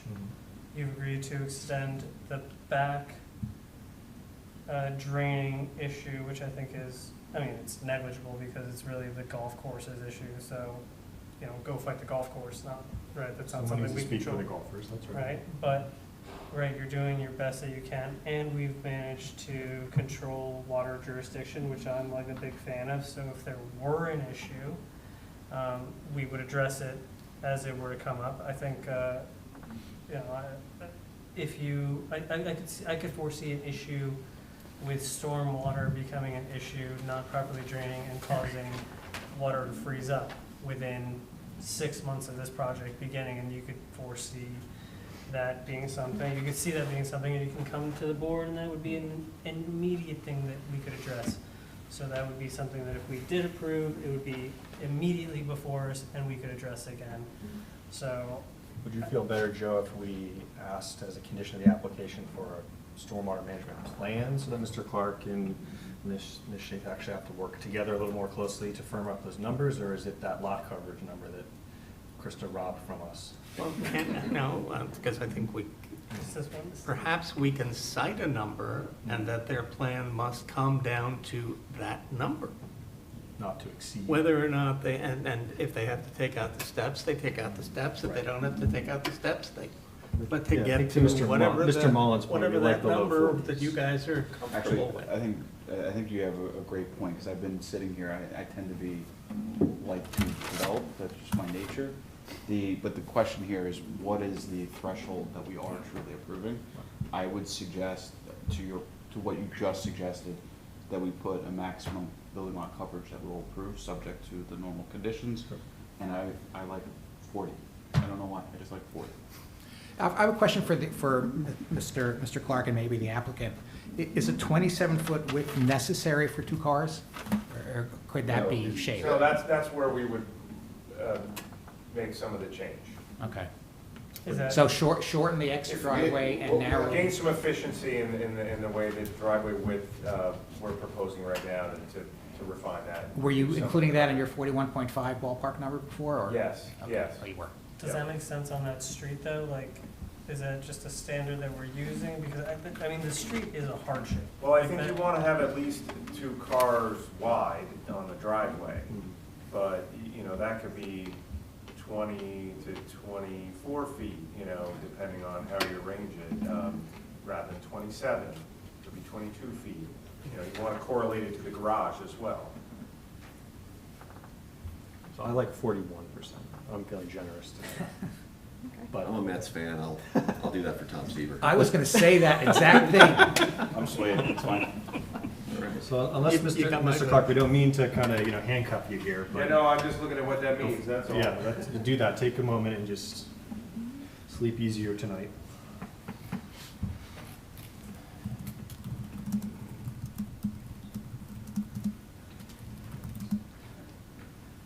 Yeah, I mean, I think 41 is easier to hit than 40. Okay. All right, we got the board at 41, I think, so. Yeah, I mean, 41's a little past what my estimating is, but, you know, that'll get The refined steps on an maybe, actual plan. And Right. Okay. Thank you for your flexibility. Okay. Call that the Tom Seaver rule. The Tom Seaver rule, there you go. All right, so I think, any further points for the deliberation we'd like to raise? I think we reached a compromise there. Thank you, everyone. All right. Motion to approve. Motion to approve, yes. We have a Subject motion to. To Second. approve with the conditions as noted. And we will be adding one final condition, obviously, here, that the applicants will revise their plans to reflect a reduced impervious coverage request to a maximum of 41%. Excellent. Well said. Second, if there wasn't one already. Second for Tom. All right, let's get a roll call here, Stephanie. Okay. Vice Chairman Steiner, Yes. Ms. Newell, Yes. Mr. Gonzalez, Yes. Mr. Mullen, Yes. Mr. Feskins, Yes. Mr. Yuko, Yes. Chairman Spur. Yes, The motion carries. thank you very much. And I can Thank try you. to get a revision to Krista quickly so that maybe she can formalize her commentary about it before the resolution with That would be wonderful. I suspect you want to put this behind her as well, so yes, that's right. All right, thank you, everyone. This never happened. All right, the hour is getting late. We should at least acknowledge the attendance of Mr. Weber and team. Yeah, we'll get you a copy. That's fine, Mr. Weber. Just one moment here. We're going to clear one council. Welcome another.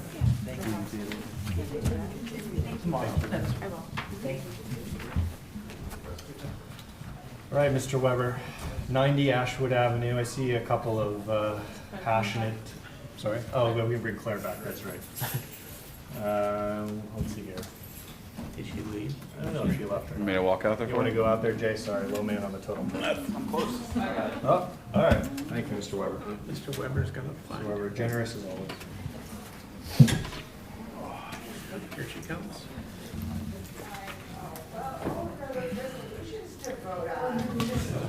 Oh, another? Yes. You may never get there.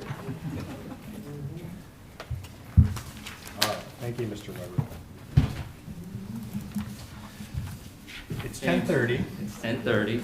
I appreciate the board's diligence in the attendance and attention that they provided to the prior applications. That is reflective of this board's sincerity and expertise, and it's worth noting. Regrettably, we're going to ask to carry to the special meeting. We'll have 3 witnesses at that point. As the board may be aware, this is a minor subdivision at this point. We have eliminated the use variance and are going consistent with the R6 zone plan. And then just for the sake of the interested public here, the 3 witnesses you plan to present for testimony in the special meeting, which will be the conclusion of this application. Yes. Who will they be? What kind of testimony? It'll be can we Mr. expect? Menza, it'll be Bill Scott, the engineer, and Paul Greigel, the planner. Okay, excellent, wonderful. And before we dismiss Mr. Weber and we formally carry the application, are there any questions or subject matter that you want to see addressed in the special meeting? As again, likely this will be the last opportunity we have for this application. Well, initially, I was going to ask that we ask the applicant to renotice. But with the outstanding attendance from the neighborhood, I think the word will get carried. So I'm not sure we need to do that. Okay. Any questions or topics you'd like to see introduced that haven't already been flagged? No. Okay. Mr. Weber, then, waiving the time with which the board has to act and without further notice, we'd like to carry this case to September 13th. Thank you, Mr. Acceptable? Chairman. Okay. We agree. Wonderful. We're going to vote on that then. Do we have a motion? So moved. Tom, second. Wally? I think we need a roll call. Thank you. Vice Chairman Steiner, Yes. Ms. Newell, Yes. Mr. Gonzalez, Yes. Mr. Mullen, Yes. Ms. Toth, Yes. Mr. Feskins, Yes. Chairman Spur. Yes. Thank you for your patience, Weber. See you in September. All right. I'll move it. Well, if we could get Jim's attention. Mr. Weber, Mr. Weber, just, we just realized a procedural faux pas. We're going to we're going to re-vote. So we need a motion to carry 90 Ashwood Avenue to September 13th. Do I have a motion? So moved. By Liz, and a second from Joe. Second. Shut Tom's microphone off. Yes. We want a roll call. Okay. Vice Chairman Steiner, Yes. Ms. Newell, Yes. Mr. Gonzalez, Yes. Mr. Mullen, Yes. Ms. Toth, Yes. Mr. Feskins, Yes. Chairman Spur. Yes, thank you. And for those that were patient this evening, members of the interested public, the next meeting for this application will be September 13th, 7:30 here. It will be the only application heard that evening, so he will be the first and the last application heard, and it will likely be the conclusion of that application. Okay, and if you have any questions, the material again for that application is posted online on the zoning board's website. If you have any questions, Stephanie Sulios in the City Hall, we'd be happy to address any questions you have in the interim. And likewise, Mr. Chairman, if there's any questions of me, I'll do my best to answer them as well. Okay, wonderful. All right, we're going to move on to some just administrative matters, and then we're going to escape for the evening. What do we have first? Resolutions, Stephanie? Yes. Okay, so the first one we have is 252 Kent Place Boulevard. That's Roberto Roberti, ZB-22-2155, Block 1401, Lot 6. The eligible voting members are Ms. Newell, Mr. Gonzalez, Ms. Toth, Mr. Feskins, and Mr. Yuko. Can I have a motion?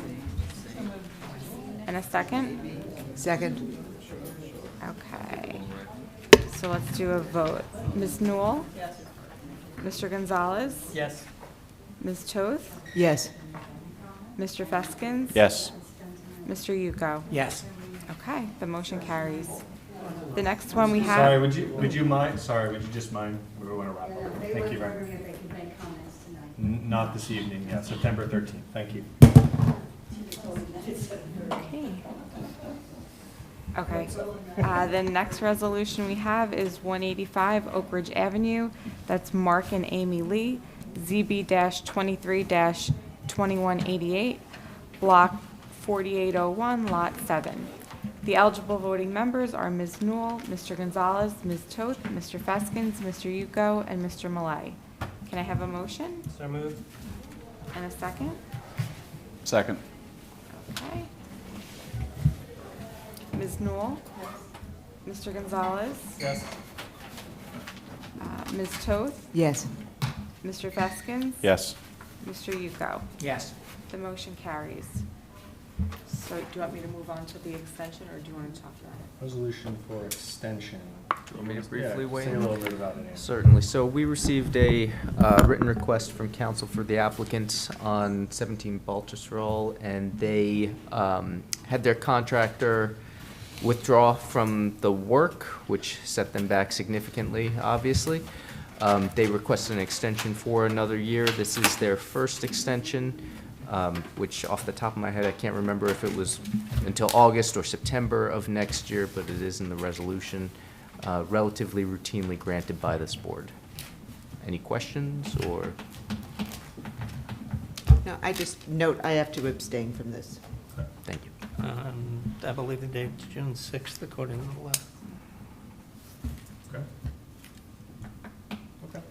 I'm looking at Fred D'Arcangelo's letter, it was June 6th he's asking for. I think we gave a year from the date of approval That's what previously. it and- says. I'm requesting the zoning have board of that, doesn't adjustment grant a one-year extension of the You want the approvals entire thing? referenced in the resolution of approval dated June 6, 2022. Because it's not their fault, they don't really give any sort of prejudice towards their application, right?